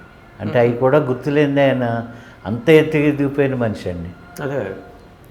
ఇండస్ట్రీలో ఎక్కువ మంది చాలా మంచి వాళ్ళు ఉంటారండి. అంటే నా ఎక్స్పీరియన్స్లో సూర్యకాంతమ్మ గారు కానీ, నాగభూషణ్ గారు కానీ, ప్రభాకర్ రెడ్డి గారు కానీ, తనికెళ్ళ గారిది చెప్పండి అసలు. సూర్యకాంతమ్మ గారితో 2 సినిమాలు తీశానండి నేను. మా సినిమాలో ఆవిడ యాక్ట్ చేశారు. ఓ సినిమా రెండో సినిమాకి వెళ్ళినప్పుడు రెమ్యునరేషన్ ఎంత అంటే, నేను హీరోయిన్ కాదు, ఏమీ కాదు, నాకింత ఇదేముంది, మీకు తెలుసు కదా నేను ఎంత తీసుకుంటున్నానో, మీ బడ్జెట్ ప్రకారం ఎంత ఇస్తారో అంత ఇవ్వండి అని ఇదండి. అలాగే ప్రభాకర్ రెడ్డి గారండి. అన్నిటికన్నా గ్రేట్ ఏంటంటే జగ్గయ్య గారండి. నేను డైరెక్ట్ చేసిన ఫస్ట్ సినిమాలో ఆయన యాక్ట్ చేశారు. అప్పుడు కూడా నేను వెళ్ళి, నేనే ఎందుకంటే మీది గెస్ట్ క్యారెక్టర్ సార్, మీరు చేస్తేనే అంత డెప్త్ ఉంటుంది సార్ ఈ వేషానికి అంటే ఏంటి. ఆయన సీన్లు 2 సీన్లు ఉంటాయి సినిమాలో. అవి నేను చెప్పిన వెంటనే ఆయన దగ్గరికి వెళ్ళి మాట్లాడటమే భయం అండి చాలామందికి. అంటే ఆయన అంత ఇంటలెక్చువల్, ఆయన పర్సనాలిటీ, ఆయన స్టేటస్ అన్నీ వేరు. బట్ ఈ యాక్సెప్టెడ్ ఇట్. అండ్ చాలా చాలా అంటే చెప్పలేనంత ఇదండి. ఏ సినిమా అండి మీరు డైరెక్ట్ చేసింది? భార్గవ్లో అండి ఆయన యాక్ట్ చేసింది. మీరు డైరెక్ట్ చేసింది అసలు? అవునండి, నేను డైరెక్టర్ అండి. భార్గవ్కి మీరేనా డైరెక్టరు? అవునండి. మీరు డైరెక్టర్గా ఫస్ట్ సినిమా ఇది? అవునండి. అంతకుముందు నేను యమలోకం అని ఒక డాక్యుమెంటరీ చేశానండి, అది నేను డైరెక్ట్ చేశాను. ఆ ధైర్యంతో కొంచెం ఈ సినిమా చేయవలసి వచ్చింది. మరి డైరెక్టర్గా అంత సక్సెస్ రాలేదన్న బాధ మీకు లేదు అప్పుడు? అంటే ఏమీ గొప్పగా లేకపోయినా ఏమీ చెత్త సినిమాలు చేయలేదండి. భార్గవ్ తోడుదొంగలు కూడా యావరేజ్ సినిమాలు. అంటే చెప్పాను కదా సార్, సినిమా సక్సెస్కి ఎన్నో రీజన్స్ ఉంటాయి. ఫ్లాపులు కాదండి అవి, ఫ్లాపులు అన్ని సినిమాలు కాదు. అన్నంత మాత్రం అవి సక్సెస్లు కావండి. అంచేత నేను మధ్యలో ఎక్కువ డబ్బింగ్ సినిమాలు చేయవలసి వచ్చిందండి. అది సర్వైవల్. సార్ ఇప్పుడు డబ్బింగ్ సినిమా సేఫా లేకపోతే అసలు డైరెక్ట్గా తీస్తే సేఫ్ ఉంటాం మనం? దేనికి ఉండే రిస్క్ దానికి ఉంటుందండి. స్ట్రైట్ సినిమా కన్నా dubbing cinema making easy sir. Shooting ఉండదు, మనకు నచ్చిన సినిమాని కొనుక్కుంటాం. ఈ సినిమా ఈ యాక్టర్స్తో డబ్ చేస్తే ఈ సినిమాకి ఎంత అవుతుంది, మనం వాళ్ళకి సాలబిలిటీ ఎంత ఉందనేది మనకు ఐడియా పర్ఫెక్ట్గా ఉంటుందండి. అదే స్ట్రైట్ సినిమా అంటే మనం అనుకున్న బడ్జెట్ ఎప్పుడూ దాటుతుంది తప్ప బడ్జెట్ తక్కువ అవదండి. అంటే సినిమా డిలే అవ్వడం వల్ల అవనండి, లేకపోతే షూటింగ్ దగ్గర ఎక్స్పెన్సెస్ అవనండి, ఏదో రూపాయన పెరుగుతూనే ఉంటాయి. 90% ఆఫ్ ది ప్రొడ్యూసర్స్ ఫైనాన్స్ లేకుండా ఎంత గొప్పవాళ్ళైనా సినిమా తీయరండి. సినిమా డీల్ అయినప్పుడు వడ్డీలు పెరుగుతాయి సార్. So common. ఒక్కొక్కసారి ఎంత ప్లాన్డ్గా వెళ్దామన్నా ఎవరొకరు హెల్త్ బాగోకు ఏదైనా చిన్న షెడ్యూల్ మిస్ అయితే మళ్ళీ అందరినీ కలిపి చేయడానికి టైం పడుతుంది. చాలా ఇబ్బందులు పడుతుంటారు. ఏ ఇబ్బంది వచ్చినా ఇబ్బంది పడేది నిర్మాతే సార్, ఇంకెవరు కాదు. మరి అలాంటి నిర్మాతని సేఫ్ జోన్లో ఉంచాలన్న ఆలోచన హీరోలకు ఎందుకు లేదు? ఒకప్పుడు ఉండేదండి. మేము చేసే టైంలో కూడా ఒకసారి ఒక సినిమాలో చేసినప్పుడు నెక్స్ట్ సినిమా ఆ సినిమా సక్సెస్ అంతగా రాకుండా సెకండ్ సినిమా చేస్తూ మళ్ళీ వాళ్ళ దగ్గరికి వెళ్ళినప్పుడు చాలా లిబరల్గా ఉండేదండి రెమ్యునరేషన్. వాళ్ళ పొజిషన్ పెరిగేది. అవును. యాజ్ అన్ అంటే డిమాండ్ చేయగలిగిన పొజిషన్లో ఉన్న నా పరిస్థితి ఇంతే, మీరు చేయాలంటే వాళ్ళు చేసేవాళ్ళండి. మరి ఇప్పుడు నేను రెగ్యులర్గా సినిమాలు తీయట్లేదు కాబట్టి బట్ అన్నీ వినికిడి ఉంటుంది కదా సార్. సినిమా తప్ప మనకు వేరే లేదు. సినిమా ధ్యాస ఊపిరి అదే. అంచేతే ఇంకా దాన్నే అంటిపెట్టుకుని ఏదో రోజు మంచి రోజు రాదా అని వెయిట్ చేస్తున్న మనుషులు సార్. బట్ ఇప్పుడు అవన్నీ లేవని తెలుస్తుందండి. అదే అప్పుడు మనుషులు వేరండి, టెక్నీషియన్స్ ఆర్టిస్ట్ అందరూ వేరండి. ఇప్పుడు గుర్తుంచుకోవాలి కదండి, మనకప్పుడు ఈ విధంగా సినిమాలు తీశారు, ఈయన ఇబ్బందుల్లో ఉన్నారు, ఈ రోజు మనం చేస్తే బాగుంటుంది వీళ్ళకి అనే ఆలోచన ఉండాలి కదా. అసలు ఉండాలండి. దాన్ని మనం ఎవరిని ఎత్తి చూపి పొజిషన్ కాదు సార్ మనది. ఎందుకంటే ఉండాలనేది వాళ్ళకి ఉండాలండి. అంటే ఎదిగే కొద్ది వాళ్ళలో కూడా చేంజెస్ ఉంటాయండి. నేనంత తీసుకుంటున్నానంటే విలువ కింద ఫీల్ అవుతారు సార్. ముందు అవకాశమే గొప్పది అనుకుంటారు సార్. అవకాశం ఇచ్చిన వాళ్ళని ఎక్కడో సార్ సార్ అంటారు. వీళ్ళు చాలా పెద్దోళ్ళు అవుతారు, ఆ సార్లు చిన్నోళ్ళు అవుతారు. అప్పుడు మనం వెళ్ళి సార్ అనాలి. అదే మనం అనడానికి ఇబ్బంది ఫీల్ అవుతుంటాం, వాళ్ళు ఏమీ ఇబ్బంది ఫీల్ అవ్వరండి జనరల్గా. సార్ అనకపోయి ఎత్తే మనకు అవకాశం కూడా మిస్ అవ్వచ్చు. అవును. అంటే వాతావరణం అటువంటిది. రాజకీయం లాగే సార్. రాజకీయానికి సినిమాకి తేడా లేదండి. సేమ్ ఒకటే. అందుకే సినిమా అంటే పవర్లో ఉన్న వాళ్ళకి వాల్యూ అండి. ఎంతో టాలెంట్ ఉండి ఎంతో గొప్పగా ఉన్న పొలిటీషియన్ కూడా అతను ఫెయిల్ అయిన రోజున మనుషులు దగ్గరున్న వాళ్ళే అలా దూరం అయిపోతారు. అదే సినిమాల్లో కూడా అంతేనండి. అయ్యో ఇంత నాతో ఎప్పుడో సినిమాలు చేశారు, ఈ సినిమాకి డబ్బులు అడగలేము, అడిగితే ఒక ఇబ్బంది, అడిగింది ఎత్తాడో లేదో అయినా, పైగా ఈయన సినిమా చేయడం ఇప్పుడు మనకు అవసరమా, ఇలా ఎన్నో ఉంటాయండి. అది సక్సెస్ లేవు, అది వాడు పాయింట్ ఆఫ్ వ్యూ అండి. సక్సెస్ ఫెయిల్యూరు ఒకటండి. డబ్బు అనేది మెయిన్ అండి. డబ్బు అనుకున్నది ఇచ్చి పడేస్తే ఇంక మన సక్సెస్ ఫెయిల్యూర్తో కూడా ఆలోచించరు. కొంతమంది సక్సెస్ ఉన్న వాళ్ళని బాగా వాళ్ళు సినిమా చేయాలని రెమ్యునరేషన్ తగ్గించుకున్న ఆర్టిస్టులు టెక్నీషియన్లు కూడా ఉన్నారు sir. Good and bad sir. అయితే ఈ సినిమా అనేది ఈ రాజకీయం అనేది రెండు పవర్ఫుల్ ఇది కాబట్టి దీని మీద కాన్సన్ట్రేట్ చేసి మాట్లాడతారండి. నాకైతే ఇక్కడ చాలామంది మంచి మనుషులతోటి బతికాను సార్. అంటే నిర్మాతలు ఫర్ ఎగ్జాంపుల్ ఆవిడే శ్యామలన్ సినిమా తీశానండి, రమ్యకృష్ణ గారు, ప్రకాష్ రాజ్ గారు. ప్రకాష్ రాజ్ గారితో చాలా కష్టం అనేవారు. నేను అసలు కష్టం అనేది తెలియలేదు నాకు ఆయనతో సినిమా చేసి. ఎందుకు కష్టం అనేవాడు ప్రకాష్ రాజ్ గారితో? ఆయన 3-4 భాషల్లో బిజీ అండి. కన్నడ, తమిళ్, తెలుగు చాలా బిజీ ఆర్టిస్ట్. అన్న టైంకి రాలేరు. అక్కడ షెడ్యూల్ నుంచి ఇక్కడికి రావాలి. నిర్మాతలతో కూడా చాలా తప్పు ఉంటుందండి. ముందు చేయండి, మనం చూసుకుందాం, ఈ షెడ్యూల్ మధ్యలో ఏముందంటారండి. అతను అవసరం కాబట్టి. అదే రాకపోతే వాడు ఎగ్గొట్టాడు అంటారండి. ఇది ప్రొడ్యూసర్లో కూడా ఉందండి. ఇక్కడ మనం టెక్నీషియన్స్ని ఆర్టిస్టులనే కాదండి, ప్రొడ్యూసర్స్లో కూడా ఎక్కువ తప్పులు ఉంటాయండి. ఇలా చెప్తే కొంతమంది ప్రొడ్యూసర్లు హర్ట్ అవ్వచ్చు, కానీ ఈ కాస్ట్ ఆఫ్ ప్రొడక్షన్ పెరిగిపోయింది అంటారండి. పెరిగిపోవడానికి కారణం కూడా ప్రొడ్యూసర్లే అండి. ఎలా? అది 100% ఎలా అంటే అండి, ఒక ఆర్టిస్టు ఒక 10 రోజులు, నెలలో, 2 నెలల్లో మేకప్ వేసుకోకపోతే ఎంత సంపాదించినా నేను ఏదో కోల్పోయిననే ఫీలింగ్ ఉంటుందండి. అలాగే ఒక టెక్నీషియన్, ఆయన రైటర్ అవ్వచ్చు, మ్యూజిక్ డైరెక్టర్ అవ్వచ్చు, ఎనీ క్రియేటర్, సినిమాలు చేస్తూ చక్కగా సినిమాలు లేకపోతే ఆ బాధ వెనకాల ఫైనాన్షియల్ పొజిషన్ బాగున్నా బాధలాగా ఉంటుంది ఏమండి. మరి ప్రొడ్యూసర్ అనేవాళ్ళు ఎవరు ఎంత అడిగితే అంత ఇతను మనం ఇచ్చుకుంటూ వెళ్ళలేదనుకోండి, వాళ్ళు అంత డిమాండ్ చేయరండి. అవును. సపోజ్ మీరు స్టార్ ఒక సినిమా సక్సెస్ అయింది, ఇతనికి ఈ 100 రూపీస్ ఇస్తే చాలు అనుకున్నప్పుడు మా నిర్మాతలే వెళ్ళి నీకు 300 ఇస్తాను, నువ్వు చేస్తావా లేదా? అదే. ఇంకొకటి వచ్చి నేను 500 ఇస్తాను, చేస్తావా లేదా? నీకు నచ్చిన డైరెక్టర్ని పెట్టుకుంటాను. ఇప్పుడు ప్రొడ్యూసర్ ప్రజెంట్ క్యాషియర్ సార్. అదే. అంటే ఎవరో చాలా గొప్పవాళ్ళు ఎవరన్నా 4-5 నిర్మాతలు ఉంటే ఉండుండొచ్చండి. అలా మంచి నిర్మాతలు కూడా సక్సెస్ఫుల్ సినిమాలు తీసి మంచి సినిమాలు తీసిన నిర్మాతలు కావాలని సినిమా తీయటం లేదండి. కావాలనే యువచిత్ర మురారి గారు ఆయన సక్సెస్ఫుల్ సినిమాలు తీశారు. ఏమండి, వాళ్ళు వద్దనుకున్నారంటే ఆయన తీసిన టైంలో ఉన్న పద్ధతులు ఇక్కడ లేవు కాబట్టి ఆయనకి ఇష్టం లేదు. అలాగే నందిగం రామలింగేశ్వరరావు అని నిర్మాత, ఆయన మంచి సినిమాలు తీశారు. ఆయన చాలా ప్లాన్డ్ ప్రొడ్యూసరే. ఆయన ఇప్పుడు హీరోస్ డైరెక్టర్స్ బిహేవియర్ నచ్చక ఆయన మానేశారండి. అది నాకు తెలుసండి, ఎందుకంటే ఆయనతో నాకు చనువు ఉంది. ఓల్డ్ ప్రొడ్యూసర్స్లో బివిఎస్ఎన్ ప్రసాద్ గారు కానీ, లేకపోతే నందిగం రామలింగేశ్వరరావు కానీ ఆ మధ్య దూరం అయిపోయారు. చాలా planned producer S Gopal Reddy గారు కానీ, వీళ్ళందరితో నాకు చాలా క్లోజ్ కాంటాక్ట్స్ ఉండేవండి. ఎందుకు తీయలేకపోయాం అనేది దెబ్బతిని తీయలేకపోవచ్చండి. ఒక రీజను ఫైనాన్షియల్గా బాగున్న సినిమా అనే ఫ్యాషన్ ఉన్న ఎందుకు చేయట్లేదు కారణం అనేది వాళ్ళకి ఆ పద్ధతులు నచ్చకండి.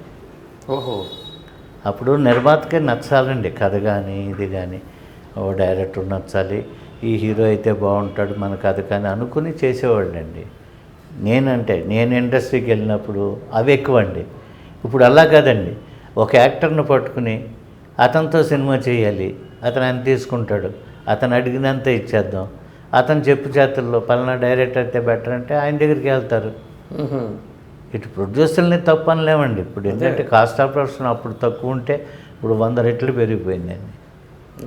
వీళ్ళు మనీ సేఫ్టీ కోసం వేరే ఇదితో అంటే టేస్ట్తో వచ్చిన వాళ్ళు కాదండి. అదే పెద్ద పెద్ద సినిమాలు చేసేవాళ్ళు టేస్ట్తో దెబ్బలు తిన్నా ఇంకో రకమైన తీసినా టేస్ట్ ఉన్నవాళ్ళు చిన్న సినిమాలే తీస్తారండి.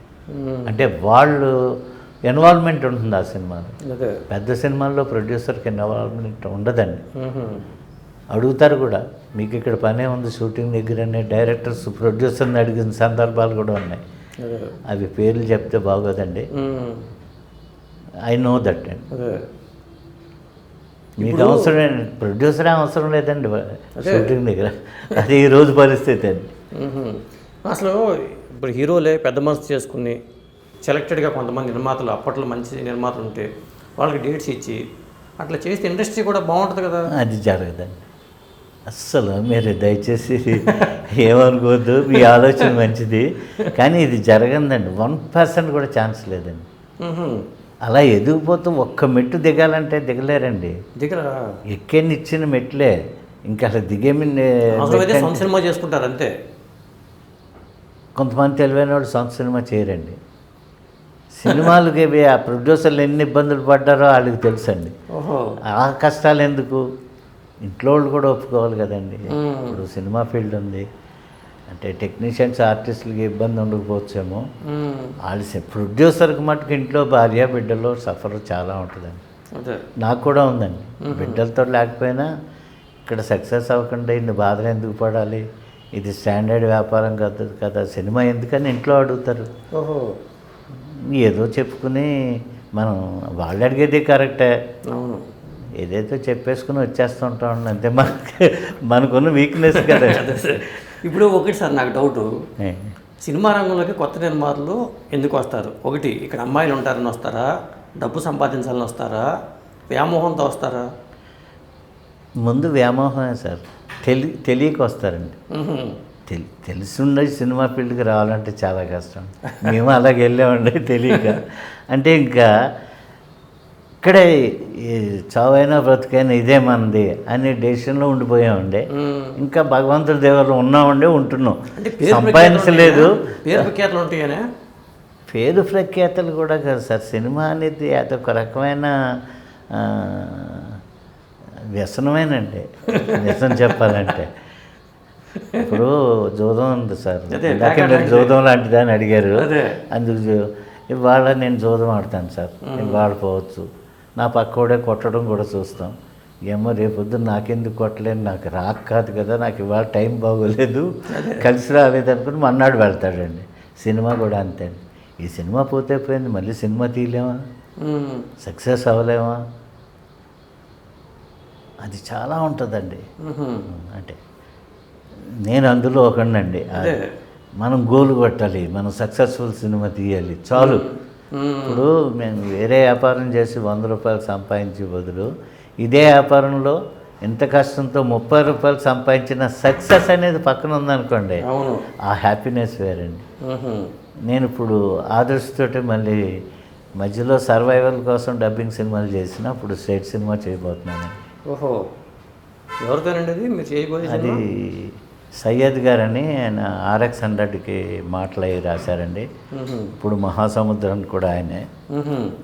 ఆయన చాలా బాగా రాశారు. నెక్స్ట్ ఆయన గురించి నేను చాలా పాజిటివ్గా చాలా విన్నానండి.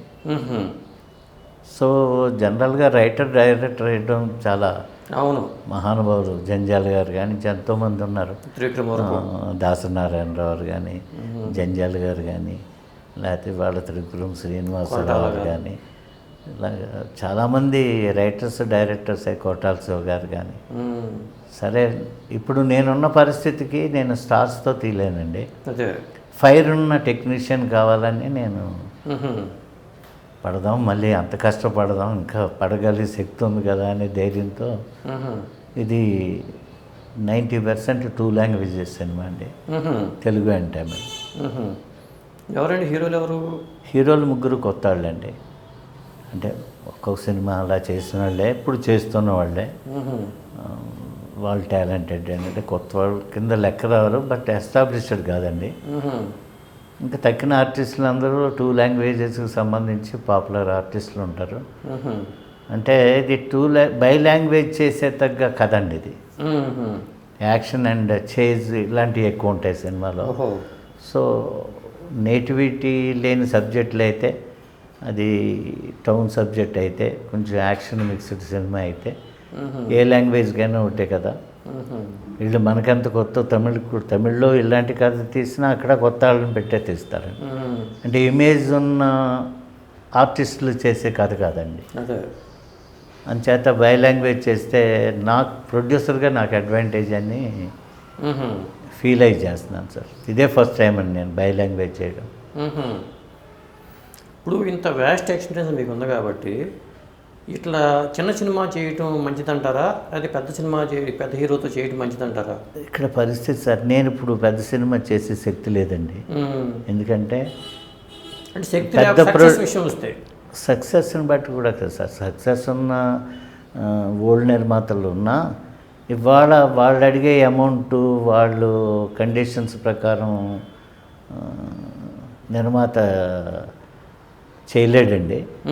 ఈ నిర్మాతలు కూడా వాళ్ళకి ఆనరు. పైగా ఇప్పుడున్న హీరోస్ అందరూ కూడా సంవత్సరానికి ఒక సినిమా, రెండో సినిమా స్టార్ట్ అవ్వచ్చు, షూటింగ్లో ఉండొచ్చు.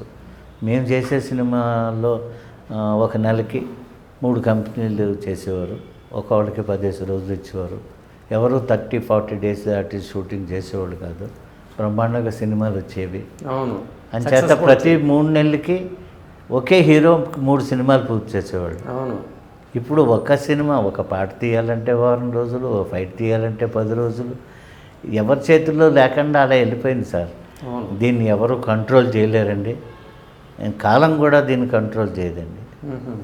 మళ్ళీ అసలు ఒకప్పుడు ఏదైనా మార్పు వచ్చి అసలు థియేటర్లే లేక ఇంకన్నీ ఓటీటీలే అనుకుంటే ఏమన్నా మార్పులు రావాలి తప్పండి, దీన్ని ఎవరు మార్చలేరు సార్.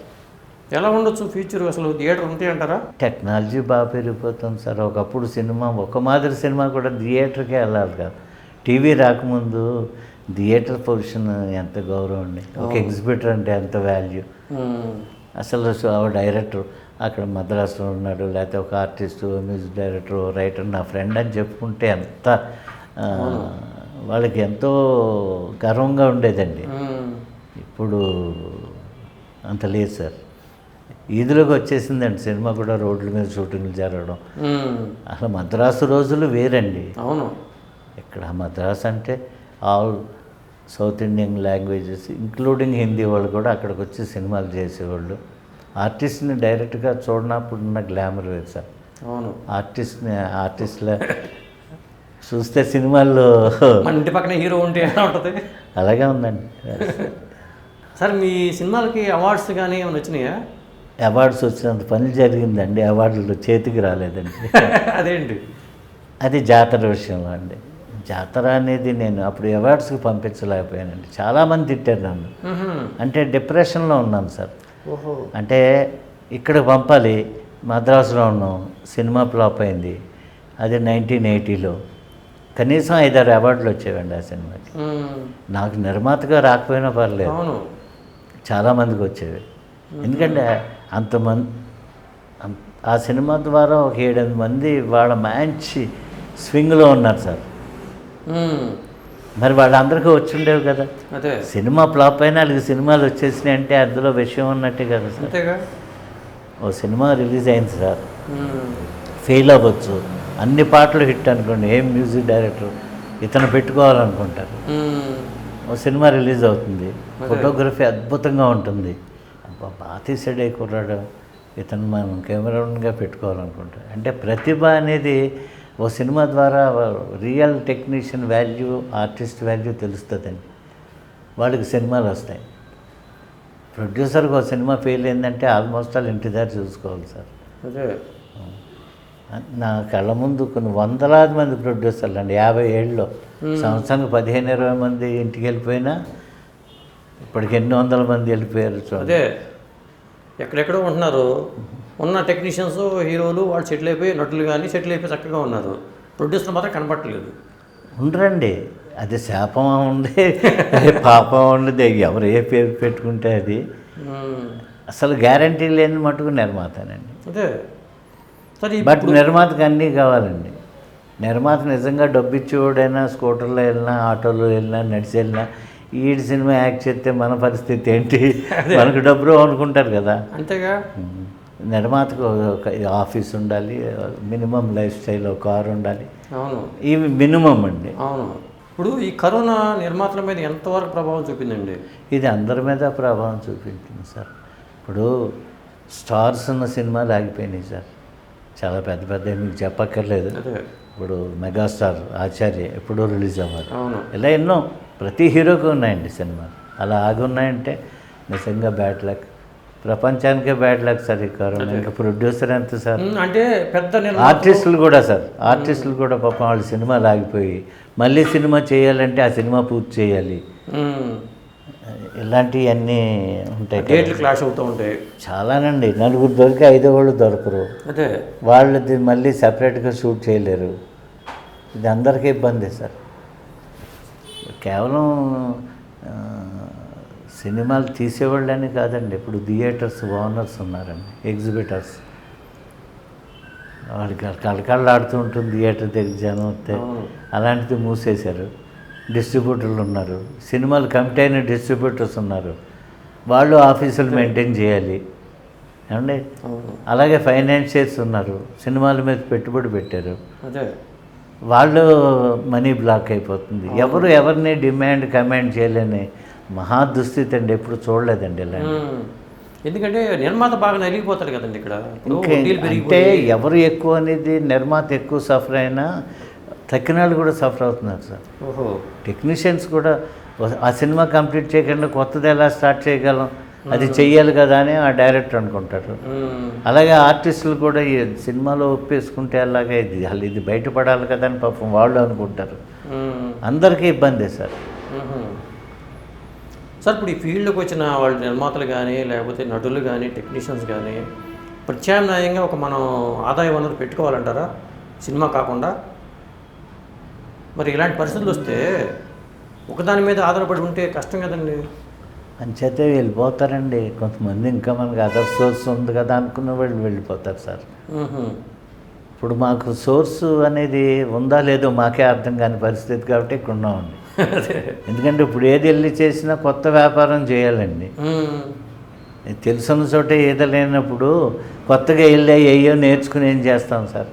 సపోజ్ ఇప్పుడు మాది క్షత్రియ ఫ్యామిలీ అండి. అదే. అంటే ఎక్కువ మంది ఇండస్ట్రీలో ఉండరు, సినిమా ఇండస్ట్రీలో తక్కువ పర్సంటేజ్. మ్. నెక్స్ట్ ఏంటంటే వెళ్ళి వ్యవసాయం చేసుకోవాలనుకోండి, వ్యవసాయాల్లో కూడా మార్పులు వచ్చేసినాయండి. అవును. ఇప్పుడు రొయ్యల చెరువులని, చేపల చెరువులని, అవును. వాళ్ళు మంచి ఫోకస్లో ఉన్నారు. అదే. అక్కడికి వెళ్ళి మనం చేస్తే రూపాయి పెట్టుబడి పెడితే ₹2 పోతుందండి సినిమాలాగే. అదే. రైలు చెరువులో లక్షలు వస్తాయండి. ఆ, అదే రైలు చెరువు పక్కన వేసినోడే నాకు లక్షలు పోయినాయి అంటాడు. అవును. అంచేత దేంట్లో అసలు వ్యవసాయానికే లేదు కదా సార్. ఇప్పుడు మామిడి తోటలు గట్టిగా గాలి వేస్తుంది, వర్షాలు వస్తాయి, వచ్చేటప్పుడు క్రాప్ అవుతుంది. ఈ ప్రకృతి వైపరీత్యాల వల్ల ఎలాగా అన్ని వ్యాపారాలు దెబ్బతిన్నాయి కదా సార్. అవును. మీరు ఆ మధ్యన కృష్ణ మనోహర్ సినిమా ఒకటి డబ్బింగ్ అది చేయలేదు. చాలా క్రేజీ ప్రాజెక్ట్ అండి. అదే అండి, కరోనా ప్రాబ్లంలో నేను ఉన్నాను అనమాట. మ్హూ.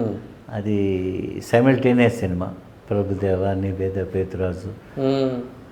బాహుబలి ప్రభాకర్, ఒక విషయం ఉన్న సినిమా అండి. మ్. ఆ సినిమా ఇదైతే సేఫ్ అనుకుని ఫ్యాన్సీ రేటుకే కొనుక్కున్నాను సార్. మ్హూ. Simultaneous release in Tamil and Telugu అండి. మ్హూ. 7వ తారీఖు మార్చి 2020 రిలీజ్ అండి.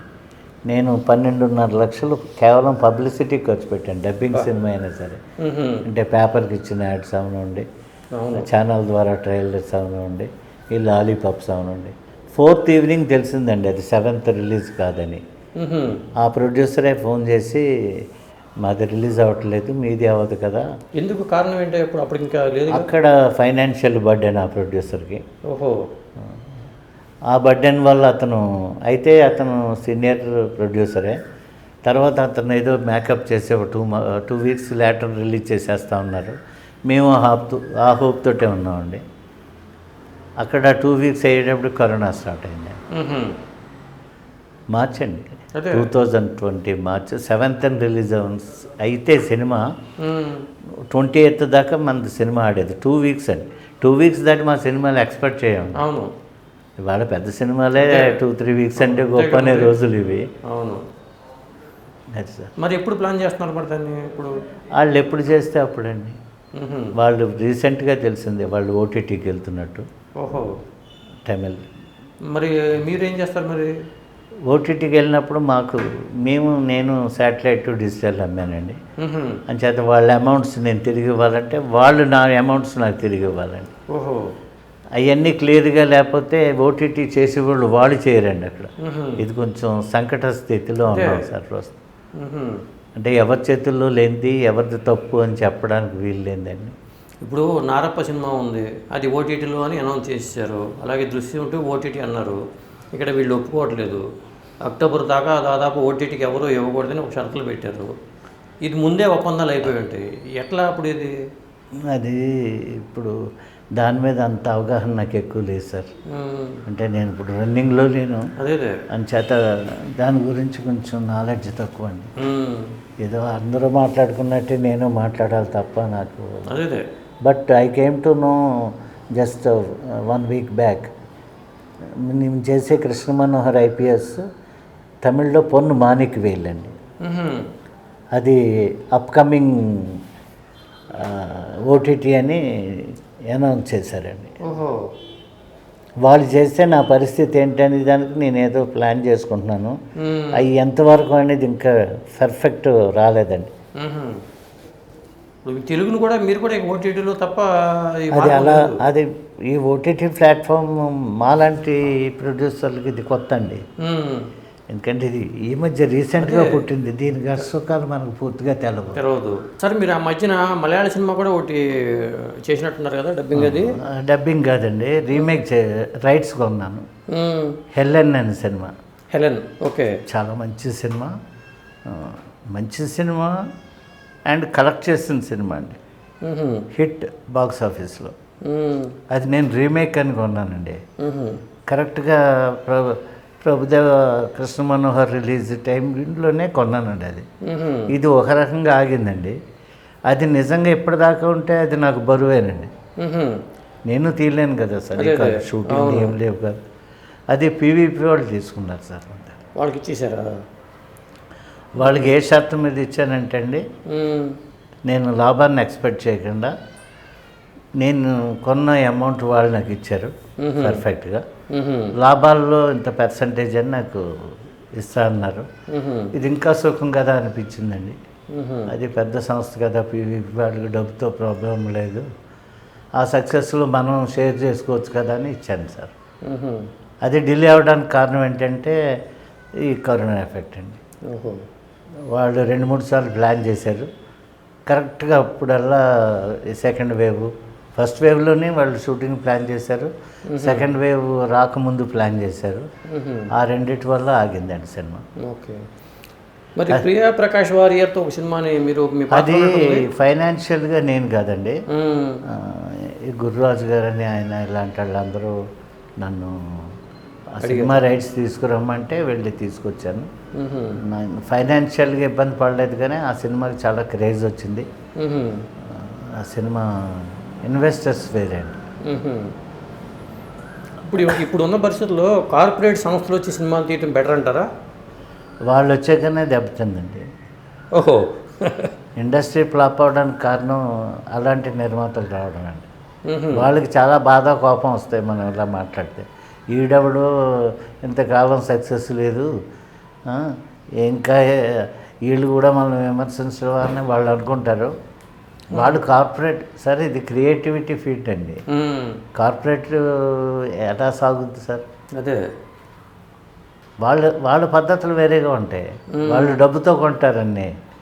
ఆ డబ్బుతో కొనడం వల్ల ఏంటంటే ఒకసారి ఎక్కువ డబ్బు తీసుకున్నవాడు తక్కువ డబ్బుకి మనకు పనిచేయడు. అదే వాళ్ళు సక్సెస్ ఇస్తారో లేదో తెలియదు, అక్కడ గ్యారంటీ లేదు. బాగా సౌండ్గా ఉన్నవాళ్ళు దెబ్బతిన్నా తెలియదండి. అవును, అంతే కదా. మాలాంటి వాళ్ళు బయట పడిపోతామండి. వాళ్ళకి ఎంతో ఉంది కాబట్టి కొంత పోతుంది, మళ్ళీ చేస్తుంటారు. అది పోయిందో తెలీదు, వచ్చిందో తెలీదు. వేరే వేరే వ్యాపారాలు చాలా ఉంటాయి. సినిమానే నమ్ముకుని సినిమా తీసే మాలాంటి వాళ్ళు పొజిషన్ వేరేగా ఉంటుంది కదా. అదే ఇప్పుడు సినిమా కష్టాలు అనే మాట సాధారణంగా ఏదో ఆర్టిస్టులకో లేకపోతే డైరెక్టర్లు అవ్వాలని వచ్చిన వాళ్ళకో జరుగుతాయి, కానీ ఎక్కువ సినిమా కష్టాలు నిర్మాతకే ఉన్నట్టు అనిపిస్తుంది నాకు. ఉంటుందండి, ఇన్వెస్టర్ కదా సార్. ఎప్పుడు ఇన్వెస్టర్దే ప్రాబ్లం అండి. ఎవరు ఇన్వెస్ట్ చేయరు సార్, నిర్మాత అనేవాడే తప్ప. సక్సెస్లో పర్సంటేజ్ అని ఎవరైనా వర్క్ చేశారనుకోండి, అప్పుడు నిర్మాతలు సేఫ్ అండి. ఒక హీరో ఉన్నాడు, నాకు మినిమం శాలరీ లాగా ఒకప్పుడు, అంటే మాకు తెలీదు, మీ కళ్ళతో చూడలేదు, కానీ ది గ్రేట్ రామారావు గారు, ఎస్వి రంగారావు గారు, ఇలాంటి గొప్ప గొప్ప వాళ్ళందరూ కూడా ద గ్రేట్ సంస్థ విజయవాహిని అండ్ నాగిరెడ్డి చక్రపాణి గారు అక్కడ జీతాలకు పనిచేశారట. అంటే మేము వెళ్ళినప్పుడు మాకు తెలుసున్న విషయం, నిజమేనండి. అదే మరి ఇప్పుడు సక్సెస్ అయితే ఎంత, ఫెయిల్ అయితే ఎంత అని దేనికి సంబంధం లేదండి. ఆర్టిస్ట్ కానీ రిలీజ్కి ముందే వాళ్ళ డబ్బు వాళ్ళు తీసుకుంటారు. అప్పుడు షేరింగ్ ఉండేదండి. షేరింగ్ ఉందంటే ఇన్ ది సెన్స్, ఓ సినిమా దెబ్బతిన్నా మళ్ళీ ఆ ప్రొడ్యూసర్ వచ్చే రెండో సినిమా తీసుకుంటాను సార్ అని అంటే, అంతకుముందు పనిచేసే వాళ్ళు అందరూ కంట్రిబ్యూట్ చేసేవాళ్ళే. 10 రూపాయలు తీసుకునేవాళ్ళు 5 రూపాయలకే చేస్తూ, అంటే నిర్మాత మీద మంచివాడు అయ్యి డెఫినెట్గా మంచివాడే అనుకుంటే మటుకు చేసేవాళ్ళండి. మాకు అనుభవాలు కూడా ఉన్నాయండి. సరే మీరు ఎంత అనుకుంటే అంతే ఇవ్వండి, ప్రస్తుతం నేను తీసుకునేది ఇంత, మీరు డిసైడ్ చేయండి అని మా మీద వదిలేసిన రోజులు కూడా ఉన్నాయి. ఇప్పుడు మీరు ఈవోగా చేసి ఉంటే ఇంకా సేఫ్ జోన్లో ఉండేవాళ్ళేమో అసలు. అది వేరండి, అసలు ఆ లైఫే వేరండి. సేఫ్ ఏంటండి, ఫుల్ సేఫ్. అదే అంటే అనిపిస్తూ ఉంటుంది ఎప్పుడన్నా. నేను అనుకోవట్లేదు సార్, అంటే మా వాళ్ళు అందరూ అనుకుంటారు, కుటుంబ సభ్యులు అనుకుంటారు. ఎందుకంటే నాతో వీళ్ళు ఇబ్బందులు పడ్డారు కదా. అదే ఫైనాన్షియల్ ఇబ్బందులు ఉంటాయి కదా సార్, వాళ్ళ కోరికలు మనం సరిగ్గా తీర్చలేము. అదే అదే ఉద్యోగం చేస్తే అదే లైఫ్ అండి. మరి మీరు రాజకీయాలకు ఎందుకు రాలేదు? మీ ఇంట్లో అసలు అంత బ్రెయిన్ లేదండి మనకి. అసలు చాలా యావరేజ్ మైండ్ మనుషులు సార్. మ్మ్. దానికి చాలా తెలివితేటలు కావాలి సార్. ఈ సినిమాలు రాజకీయాలు ఒకటి అని మీరే అంటున్నారు కదా. అంటే జూదం లాంటిది అనేది ఒకటి అన్నప్పుడు రాజకీయం ఉంది సార్. మ్మ్. నేను ఒక పార్టీ నిలబడ్డాను, నెగ్గాను. మ్మ్. ఆ పార్టీ ప్రభుత్వం ఏర్పరచలేకపోతే నేను నెగ్గిన వేస్ట్ అయింది, ఏ పని చేయించుకోలేను. మ్మ్. మనం నెగ్గడమే కాదు, మన పార్టీ నెగ్గితే మనకి అదే సినిమా ఇది పోలికలండి అంతే. అదే అదే సార్. ఇండస్ట్రీ చెన్నైలో ఉన్నప్పుడు ఎట్లా ఉంది, ఇక్కడ ఉన్నప్పుడు ఎట్లా ఉంది సార్? ఎక్స్ట్రాడినరీ అండి చెన్నై, మ్మ్. డౌట్లెస్ అనమాట అండి. ద రిలేషన్షిప్ ఎవరిని చూసినా పలకరించుకోవడం. ఉన్నాయి 10 స్టూడియోలు, ఆ వడపల్లి చుట్టూనే ఎవరు కలిసినా ఎక్కడైనా అంటే మ్మ్. అంతా అక్కడ ఎక్కడి నుంచో వచ్చాం, ఏపీ నుంచి ఇక్కడ ఉన్నాం అనేది ఒక ఫీలింగు. ఓహో. ఇక్కడే అందరూ ఉన్నా ఎవరెక్కడ ఉన్నారో మాకు తెలియదండి. మ్మ్. ఇప్పుడు నేను ఎవరింటికైనా వెళ్ళాలంటే వాళ్ళ ఇల్లు అడ్రస్ ఏంటని తెలుసుకుని వెళ్ళాలండి, అది పరిస్థితి. అదే. అంతకుముందు అలా కదండి చెన్నైలో. మ్మ్. ఇది రామారావు ఇల్లు, ఇది నాగేశ్వరరావు ఇల్లు, ఇది శోభనబాబు, ఇది డైరెక్ట్. ఇప్పుడు ఎవరెవరికి ఎంతెంత గొప్ప గొప్ప ఇళ్ళు ఉన్నాయి, ఎప్పుడు మారిపోయారు, ఎక్కడుంటారో కూడా తెలియదండి. మ్మ్. ఇప్పుడు కాలం మారిపోయిందండి. ఈ ఓటీటీ వచ్చింది, వెబ్ సిరీస్ వస్తున్నాయి. మీరు కొన్ని అటువైపు ఏమన్నా చేసి అట్లా చేయటానికి నేను ఇప్పుడు చేసే సినిమా అండి, ఇది థియేటర్లో అన్నా నిలబడాలి, బాగుంటే ఎక్కడైనా నిలబడుతుంది సార్. అవును. 100% ఇది డెఫినెట్గా ఓటీటీగా వెళ్ళొచ్చు. మ్మ్. ఆ ధైర్యంతోనే మీరు దిగుతున్నారు. 100% అండి. ఇంతకుముందు ఈ ప్లాట్ఫామ్ లేదండి, అదే. ఇప్పుడు ఇది కొత్త ప్లాట్ఫామ్ అండి. మనం కూడా దాన్ని బట్టి మారాలి కదా సార్. మ్మ్. అయితే ఈ సినిమాకి ఏంటంటే కాస్ట్ ఆఫ్ ప్రొడక్షన్ కూడా నా చేతుల్లో ఉంటుందండి. అదే. నేను ఇవ్వగలిగింది ఇంతే, ఇచ్చేది ఇంతే, మీరు చేసి పెట్టండి. అంత కాంటాక్ట్ ఉన్న వాళ్ళు అంత సహృదయుల్లో మన సినిమా చేస్తారు. మ్మ్. కొత్త వాళ్ళకి అవసరిస్తున్నాం ఇప్పుడు ఇందులో. వాళ్ళు ఏమి డిమాండ్ చేయలేరు. అవును. నాకు ఈ అవకాశం గొప్ప అనుకుంటారు వాళ్ళు. అంతేగా. ఫైర్, పైగా ఇది బాగుంటేనే కదా నా ఫ్యూచర్ అనే ఆ ఫైర్తో చేస్తారు. అదే. ఆ విధంగా అంటే తప్పదండి, నో అదర్ గో. మ్మ్. ఎందుకంటే ఒక స్టార్ డేట్స్ కావాలని, స్టార్ డైరెక్టర్ డేట్స్ కావాలని తిరిగి ఓపిక లేదండి. వాళ్ళకి ఇచ్చే అడ్వాన్స్ కూడా మనకు కష్టమే. ఓహో. ఫైనాన్షియల్ ఎప్పుడు ఎంటర్ అవుతాడంటే అండి, మనం అన్నీ ఇది అని ప్లాట్ఫామ్ మొత్తం చూపించగలిగినప్పుడే మనకి ట్రేడ్ వాల్యూని బట్టి మన ఫైనాన్స్ పుడుతుంది సార్. అవును. అవి తెచ్చుకోవాల్సిందంటే మన దగ్గర చాలా డబ్బు ఉండాలండి. అవును. ఈ స్టార్ అన్నారంటే ఆయనకి అడ్వాన్స్ ఇచ్చి ఆయన నేను చెప్పుకున్నా కుదరదండి, ఆయన అనౌన్స్ చేయాలి నేను పలానా వాడు సినిమా చేస్తున్నాను. అప్పుడు దాకా మనకు వాల్యూ ఉండదు. అదే. మనం అడ్వాన్స్ ఇచ్చి వెయిట్ చేసిన మనం వెయిటింగ్ లిస్ట్లో ఉంటామండి. వాళ్ళ నోటి నుంచి వచ్చే వరకు మనం చెప్పుకున్నా ఎవరో నమ్మరు. అది దుస్థితి అండి. మద్రాసులో ఉండగా ఏంటంటే కృష్ణ గారితో చేస్తున్నాం, సవన్ గారితో చేస్తున్నాం అంటే పక్కా కన్ఫర్మ్డ్ అడ్వాన్స్ ఇచ్చిన వెంటనే చెప్పుకునే ధైర్యం ఉందండి. ఇప్పుడు అది లేవండి. అదే. రమ్యకృష్ణ గారితో మీరు అది చేయాలన్న ఆలోచన ఎవరిది? యాక్చువల్గా ఆ సినిమా సౌందర్య గారికి అడ్వాన్స్ ఇచ్చామండి. ఆ అమ్మాయి డేట్స్ ఎలా, డైరెక్టర్ చాలా బిజీ అండి, కోడి రామకృష్ణ గారు తెలుసు కదా. అవును. ఈ అమ్మాయి బిజీ అండి, ఇద్దరు బిజీనే. ప్రకాష్ రాజ్ గారు ఏమో హీరో కాకపోయినా ఆయన 3 భాషల్లో చేస్తూ ఆయన బిజీ అండి. ఒకళ్ళు ఉంటే ఒకళ్ళు లేరు. అది రీమేక్ అండి, అది మలయాళం నుంచి రీమేక్ అండి. అక్కడ సక్సెస్ అయిన సినిమా అని చేత ఏంటంటే ఆవిడకి కుదరినప్పుడు రమ్యకృష్ణ గారి దగ్గరికి వెళ్ళవలసి వచ్చింది. చాలా ఇంట్రెస్ట్గా చేశారు. అంటే సినిమా చూశారు అందరూ, ఒరిజినల్ సినిమాని చూసే యాక్సెప్ట్ చేశారండి. ఎలాంటి ఫలితం వచ్చింది ఫైనాన్షియల్గా మీకు? అది వ్యాపారంగా మంచి సినిమా అండి, నేను చేసుకోలేకపోయాను సార్. అది నేను ఆల్రెడీ సార్ 2006లో ట్రేడ్ యూనియన్కి ఇంటర్వ్యూ ఇచ్చానండి. నిజం చెప్తున్నానండి, డిసెంబర్ 24 రిలీజ్ అండి 1999. 23వ తారీఖున నాకు 20 లక్షల రూపాయలు లాభం అండి. అంటే ప్రొడ్యూసరు మేము ఫైనాన్స్ తెచ్చుకుని సినిమా తీస్తాం సార్. అప్పుడు ల్యాబ్ దగ్గర అన్ని సర్వహక్కులు అండి. ఫైనాన్షియల్కి ల్యాబ్ లెటర్ ఉంటుందండి. అంటే మేము ఆ ఫైనాన్స్ క్లియర్ చేస్తాగానే ప్రింట్లు అక్కడి నుంచి రిలీజ్ అవ్వం. డిస్ట్రిబ్యూటర్లు మాకు వచ్చి డబ్బు కడతారండి. అవును. ముందు మేము ఫైనాన్షియర్స్ దగ్గర లెటర్స్ రిలీవ్ చేసుకోవాలి, డిస్ట్రిబ్యూటర్లకు ప్రింట్లు ఇవ్వగలం. అప్పటి వరకు బిజినెస్ అయిందని బట్టి అందరూ పర్ఫెక్ట్గా ఇచ్చారండి. రిలీజ్ ముందు మటుకు ఇది తక్కువ వచ్చింది, ఇది తక్కువ వచ్చిందని డబ్బులు ఉన్నవాళ్ళు కూడా వాళ్ళకి ఫెసిలిటీ ఇచ్చారు కదా మనకి ఇస్తారని డబ్బులు ఉన్నవాళ్ళు కూడా కట్టలేదు. 20 లక్షలండి. అప్పుడు ఇక్కడ మణికొండలో 1000 రూపాయలండి గజం 99లో. ఇది ఓయూ కాలనీలో. ఇక్కడ 700, 800 అండి. 20 లక్షలంటే అసలు అవును, ఇక్కడ 5-6 ఎకరాలు కొనుక్కోవాలండి. మనకు రాతలేదండి అంతే. అదే నా పరిస్థితుల్లో వేరే వాళ్ళు అయితే శుభ్రంగా ఇంటికి వెళ్ళి హాస్పిటల్లోనో పడుకుంటారండి. అదే అక్కడ ల్యాబ్కి ఇన్స్ట్రక్షన్స్, మనం డబ్బు ఫైనాన్షియర్స్కి ఎంత ఇవ్వాలో అక్కడ ఉంటుంది, వాళ్ళు ఎంత డబ్బు కట్టాలో అక్కడ ఉంటుంది. అవన్నీ ఫుల్ఫిల్ చేసిన వాళ్ళకి ఇవ్వండి అని మనం అడ్రస్ లేకుండా ఉండాలండి. అదే మనం హీరోల్లాగా వెళ్ళి అక్కడికి వెళ్ళి ఫేస్ చేసి వాళ్ళు డబ్బు కట్టేస్తారు, ఆ డబ్బుతో ఇదైపోతామని అక్కడ ఉండండి. అంటే నిర్మాతలు అంటే అది మద్రాసులో ఉండేది కదండి. నేను హైదరాబాద్ వచ్చి తీసిన ఫస్ట్ సినిమా అండి. ఇలా చేస్తారు డిస్ట్రిబ్యూటర్ అని తెలియదు. నా సినిమాకు ఫుల్ డబ్బు ఇచ్చింది ఓన్లీ ప్రకాష్ రాజు, ఈస్ట్ గోదావరి కొనుక్కున్నారు, ఆయనే నాకు ఫుల్ అమౌంట్ కట్టారు. ఇప్పుడు నిర్మాతలు వాళ్ళు కొంత సొంత ఆస్తులు ఏర్పరచుకుని సేఫ్ జోన్లో ఉండాలి కదండి, ఇల్లు లేకపోతే ఇవన్నీ ఇలాంటి అన్నా. మీరు ఆ పని ఎందుకు చేయలేదు sir? 4 successful is equal to 1 flop అండి. సక్సెస్లో ఉన్నవారని ఇల్లు కట్టుకుంటారు.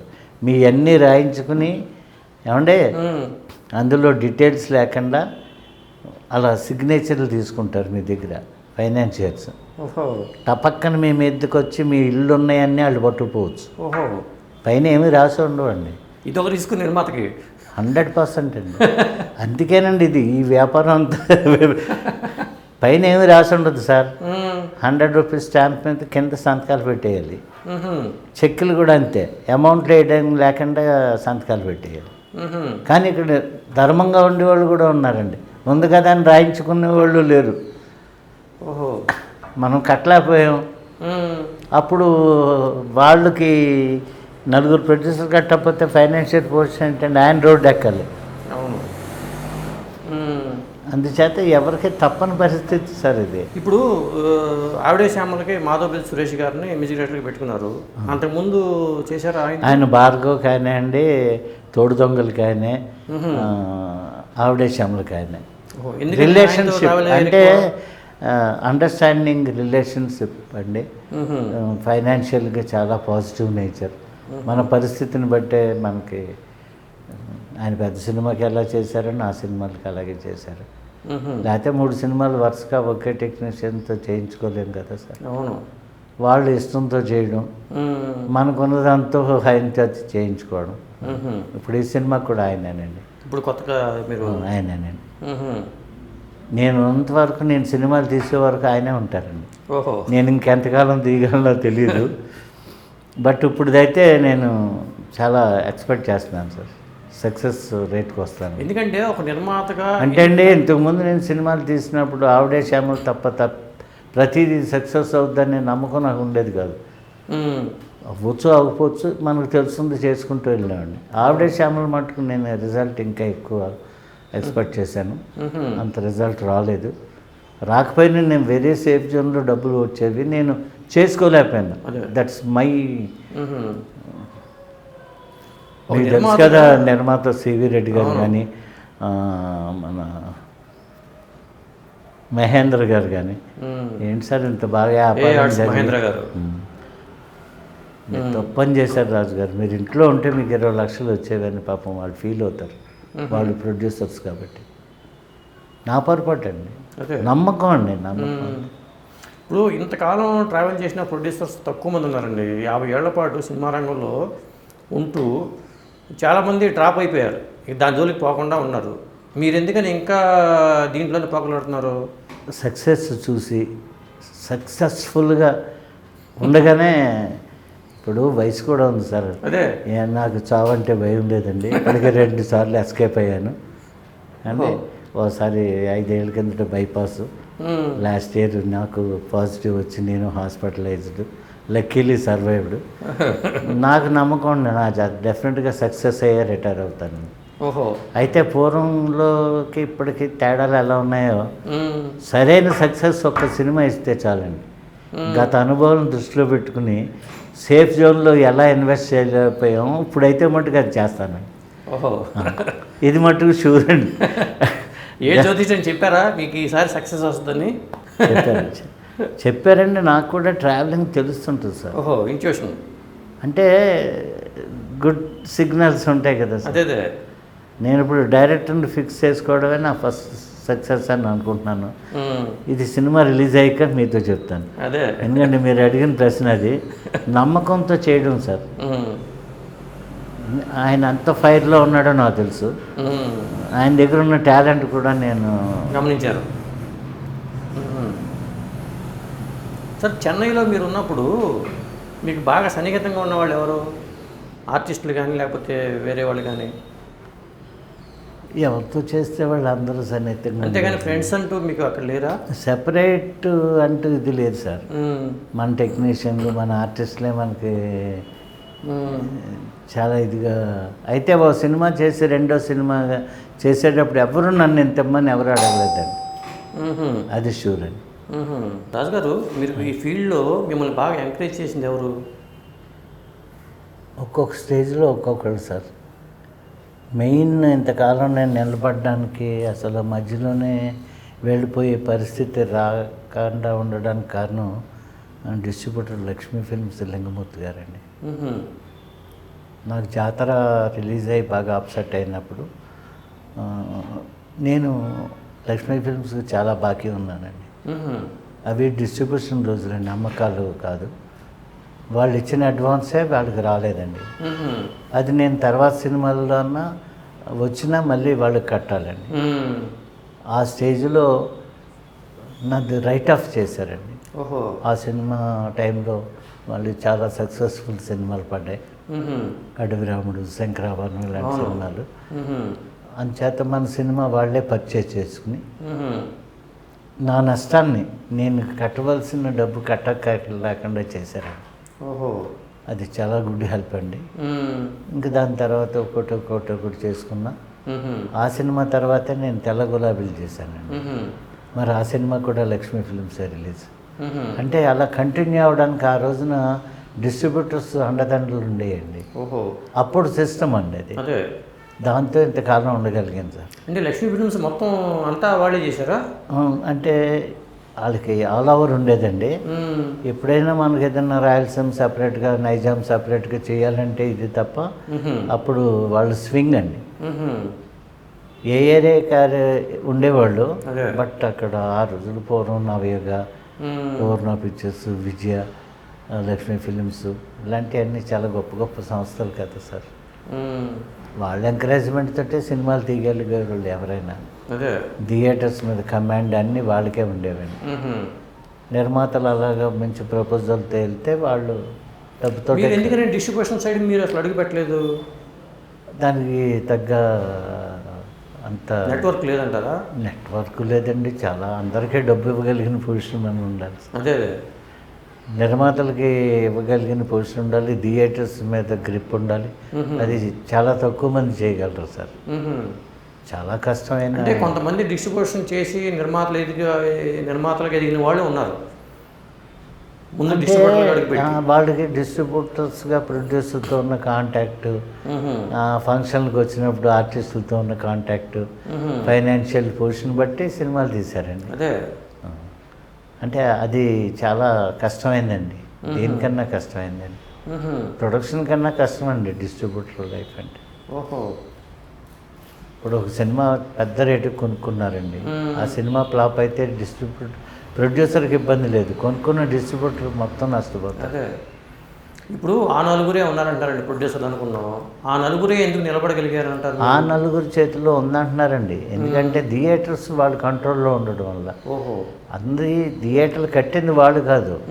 వాళ్ళ థియేటర్ల కన్నా లీజు అన్నీ వాళ్ళ చేతుల్లో ఉన్నాయండి. అంచేత న్యాచురల్గా ఓ సినిమా రిలీజ్ అవ్వాలంటే థియేటర్స్ సరైనవి పడాలి కదా సార్. అదే ఆ థియేటర్స్కి వెళ్ళాలంటే వాళ్ళు అడిగిన రెంట్ మనం బేర్ చేయాలి. ఇవండి ఫ్యాక్టర్స్. అదే ఇప్పుడు దిల్ రాజు గారు అట్లా నిర్మాతలు లెక్క పెడదాం అనుకుంటే మాకు కనపడేవాళ్ళు ఇప్పుడు రెగ్యులర్గా తీసేవాళ్ళు దిల్ రాజు గారు ఉన్నారు, లేదా దానయ్య గారు తీస్తున్నారు. ఇట్లా ఏదో ఆ నలుగురులాగానే కనపడుతున్నారు ఇక్కడ కూడా. లేదా కొన్నిదల ప్రొడక్షన్స్. అసలు అంత ముందు తీసిన నిర్మాతలు ఎందుకని చిన్న సినిమాలు ఏదో చేసుకుంటున్నారు. కొంత ఎంఎస్ రాజు గారు లాంటి వాళ్ళు ఉన్నారండి, పెద్ద సినిమాలు చేశారు, ఆయన ఏదో చిన్న చిన్న సినిమాలు చేసుకుంటున్నారు. ఇప్పుడు ఈ పరిస్థితి నిర్మాతకి ఎందుకు వచ్చిందంట? సక్సెస్ ఉన్న వాళ్ళకి ఆర్టిస్టుల సైడు, స్టార్స్ సైడు చాలా ఉంటుంది సార్. వన్స్ మనం స్టేటస్ దిగజారి కొలిది ఏమవుతుందంటే అండి, మనం ఎలాంటి వాళ్ళైనా వాళ్ళతో కాంటాక్ట్స్ అంత గొప్పగా ఉండవండి. అదే వాళ్ళు అంత మోజు చూపించరు మన మీద. ఎందుకంటే ఇప్పుడు నాకు ఓ హీరో, ఓ స్టార్ హీరో దగ్గరికి 10 మంది ప్రొడ్యూసర్స్ అప్రోచ్ అవుతారు. వాళ్ళు 10 మంది సినిమాలు చేయలేరు. ఎవరితో 1-2 సినిమాలే కంప్లీట్ అవుతుంటారు. ఆ 2 సినిమాలు కంప్లీట్ అవ్వడానికి 1.5-2 సంవత్సరాలు పట్టేస్తుంది. అంచేత వాళ్ళు అందరు సినిమాలు చేయరు, వాళ్ళు చూస్ చేసుకుంటారు సార్. ఇక్కడ మంచివాడు అనేది కాదండి ఇక్కడ కావాల్సింది. ఎవరు సక్సెస్లో ఉన్నారు, ఎవరు మంచి సబ్జెక్ట్ తీసుకొచ్చారు, ఎవరి దగ్గర మంచి డైరెక్టర్ ఉన్నారు, ఆ సినిమా హీరోస్ ఒప్పుకుంటారు. అంచేత మనం సక్సెస్ నుంచి ఎప్పుడైతే కొంచెం దూరం అయ్యామో న్యాచురల్గా. అదే ఇప్పుడు ప్రభాస్ లాంటి వ్యక్తితో వర్షం సినిమా చేసిన ఎంఎస్ రాజు గారు మళ్ళీ ప్రభాస్ గారు లాంటి వ్యక్తితో ఒక రకంగా చెప్పాలని మనం అనకూడదు ఇక్కడ, వాళ్ళిద్దరూ ఒక సామాజిక వర్గం అనుకుందాం. ప్రభాస్ గారు ఇప్పుడు పాన్ ఇండియా స్టార్ అయిపోయారు, మన రాజుగారే కదా, అప్పుడు మనం వర్షం చేసామని ప్రభాస్ గారే ఇవ్వచ్చు కదా. అలా అనుకుంటే ఆయన 10 మందికి చేయాలండి. ఆయన భవిష్యత్తుని ఆయన పోగొట్టుకోడు సార్.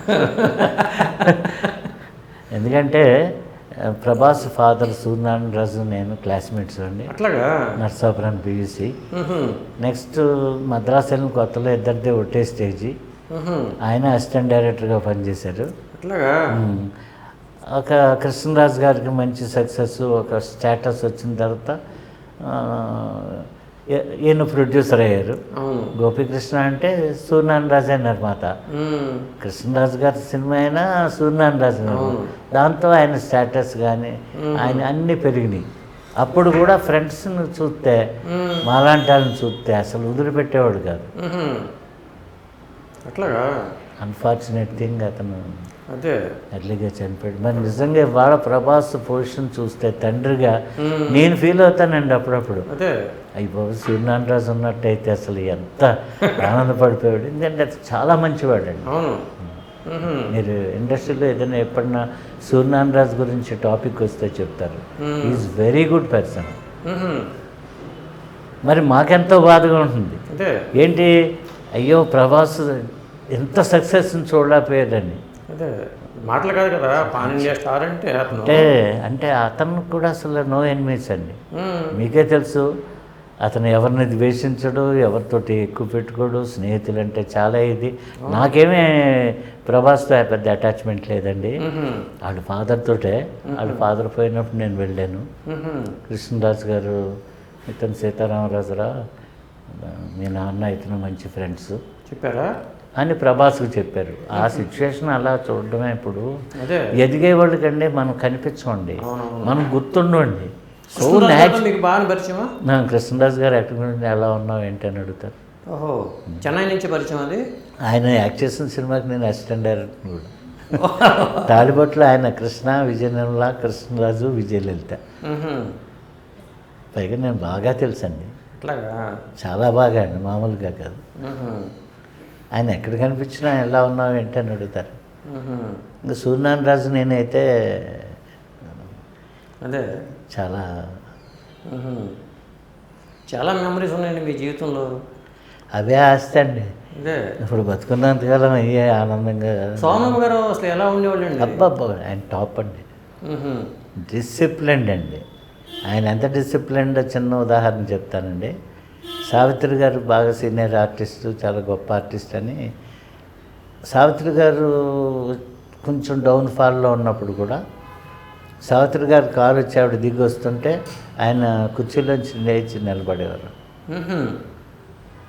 అది ఒకటి. మ్మ్. అన్నిటికన్నా నా షెడ్యూల్ బ్రేక్ అయింది ఆవిడ వల్ల. వీళ్ళు చూస్తే ఏమో కొత్త నిర్మాతలు చిన్నోళ్ళు బొత్తుగా వయసులో వీళ్ళు ఏమైపోతారని చెప్పి మ్మ్హ్మ్. కొంచెం ఆ డేట్స్ అడ్జస్ట్ చేయడంలో కానీ.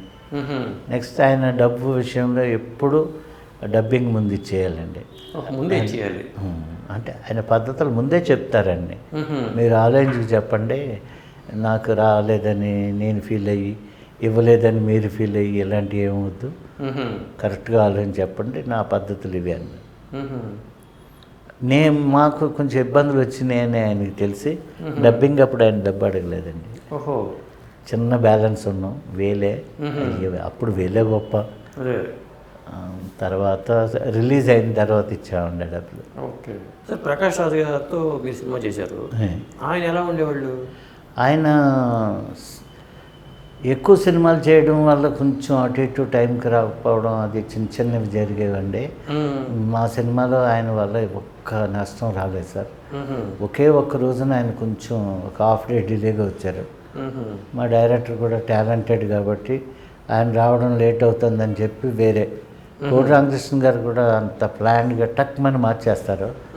దాని మీద స్టిక్ అని అయిపోయి ఉండరు, వేరే ఏదో షార్ట్స్ తీస్తూ మొత్తం మీద ఆయన కొంచెం లేటుగా వచ్చిన ఆయన కూడా వచ్చి సారీ అని చెప్పారు. నెక్స్ట్ యాజ్ అన్ ఆర్టిస్ట్ ఆయన అడిగిన రెమ్యునరేషన్ నేను ఇచ్చానండి. మా సినిమా నచ్చి ఆయన ఈస్ట్ గోదావరి రైట్స్ కొనుక్కున్నారు. ఈస్ట్ గోదావరి మరి ఎంత పడింది రేట్ అంటే ఏదో రేట్ చెప్పానండి నేను. అప్పుడు 12,75,000 అండి. ఆయన అడిగితే 12 లక్షల కన్నా ఇచ్చేసేవాడినండి. కానీ ఆయన ఒక్క రూపాయి కూడా బార్గెన్ చేయలేదు. అంత అమౌంట్ రిలీజ్ ముందు కట్టిన ఏకైక డిస్ట్రిబ్యూటర్ అండి నా సినిమాకి. బిజినెస్ బ్రహ్మాండంగా జరిగింది. అందరూ ఒకళ్ళు 3 లక్షలు, ఒకళ్ళు 2 లక్షలు. చాలా పేరున్న డిస్ట్రిబ్యూటర్లు కూడా. ఆ పేరు కూడా చెప్తాను, నాకేం భయం లేదు. అంటే సూపర్ గుడ్ ఫిలిమ్స్ పార్ట్నర్ ఒక ఆయన ఉన్నారండి, సీడెడ్ ఏరియాలో డిస్ట్రిబ్యూటర్ ఆయన. ఆయన వాకాడ అప్పారావు గారు అనే వ్యక్తిని తీసుకొచ్చి ల్యాబ్ దగ్గర 2,50,000 ఒక 2 రోజుల్లో పంపించేస్తా ఉన్నారు. అంతవరకు పర్ఫెక్ట్గా డబ్బు ఇచ్చారు ఆయన. నేను నా పొరపాటు ఏంటంటే అయితే చెక్ ఇవ్వండి అని చెక్ తీసుకోలేదండి. ఆ రోజున ల్యాబుల దగ్గర ఉండి ప్రింట్లు పంపించే రోజులండి అవి. టెన్షను, ఎవరు డబ్బు పట్టుకొస్తున్నారు, ఎవరికి ముందు ప్రింట్లు ఇవ్వాలి, దూరం వెళ్ళే స్టేషన్స్. ఆ డబ్బులు ఇవ్వలేదు. తర్వాత ఏమంటే మీరు ప్రొడ్యూసరే కదా, నా సినిమాకి ఎంత కొనుక్కుని కరెక్ట్గా ఇచ్చారు కదా, రిలీజ్ ముందు తక్కువ వచ్చిందని చెప్పి నేను నెగ్లెక్ట్ చేశాను.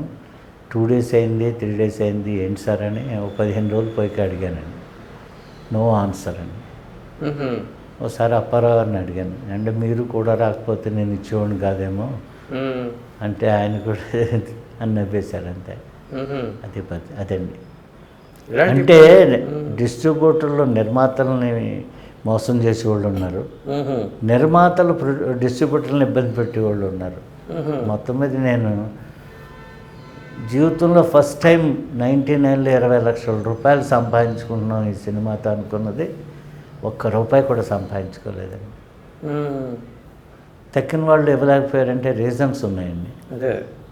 అంటే 2-3 సినిమాలు కమిట్ అవుతారు, ఆ 2 సినిమాలు ఫెయిల్ అయ్యి మనకు కొంచెం యావరేజ్ ఆడుతుంది. మనకు సిన్సియర్గా ఇద్దాం అనుకున్నా ఇవ్వలేరు. డిస్ట్రిబ్యూటర్స్ షేర్ పంపించేటప్పుడు వాళ్ళకి ఎగ్జిబిటర్స్ మధ్య ఒక ఇవి ఉంటాయండి.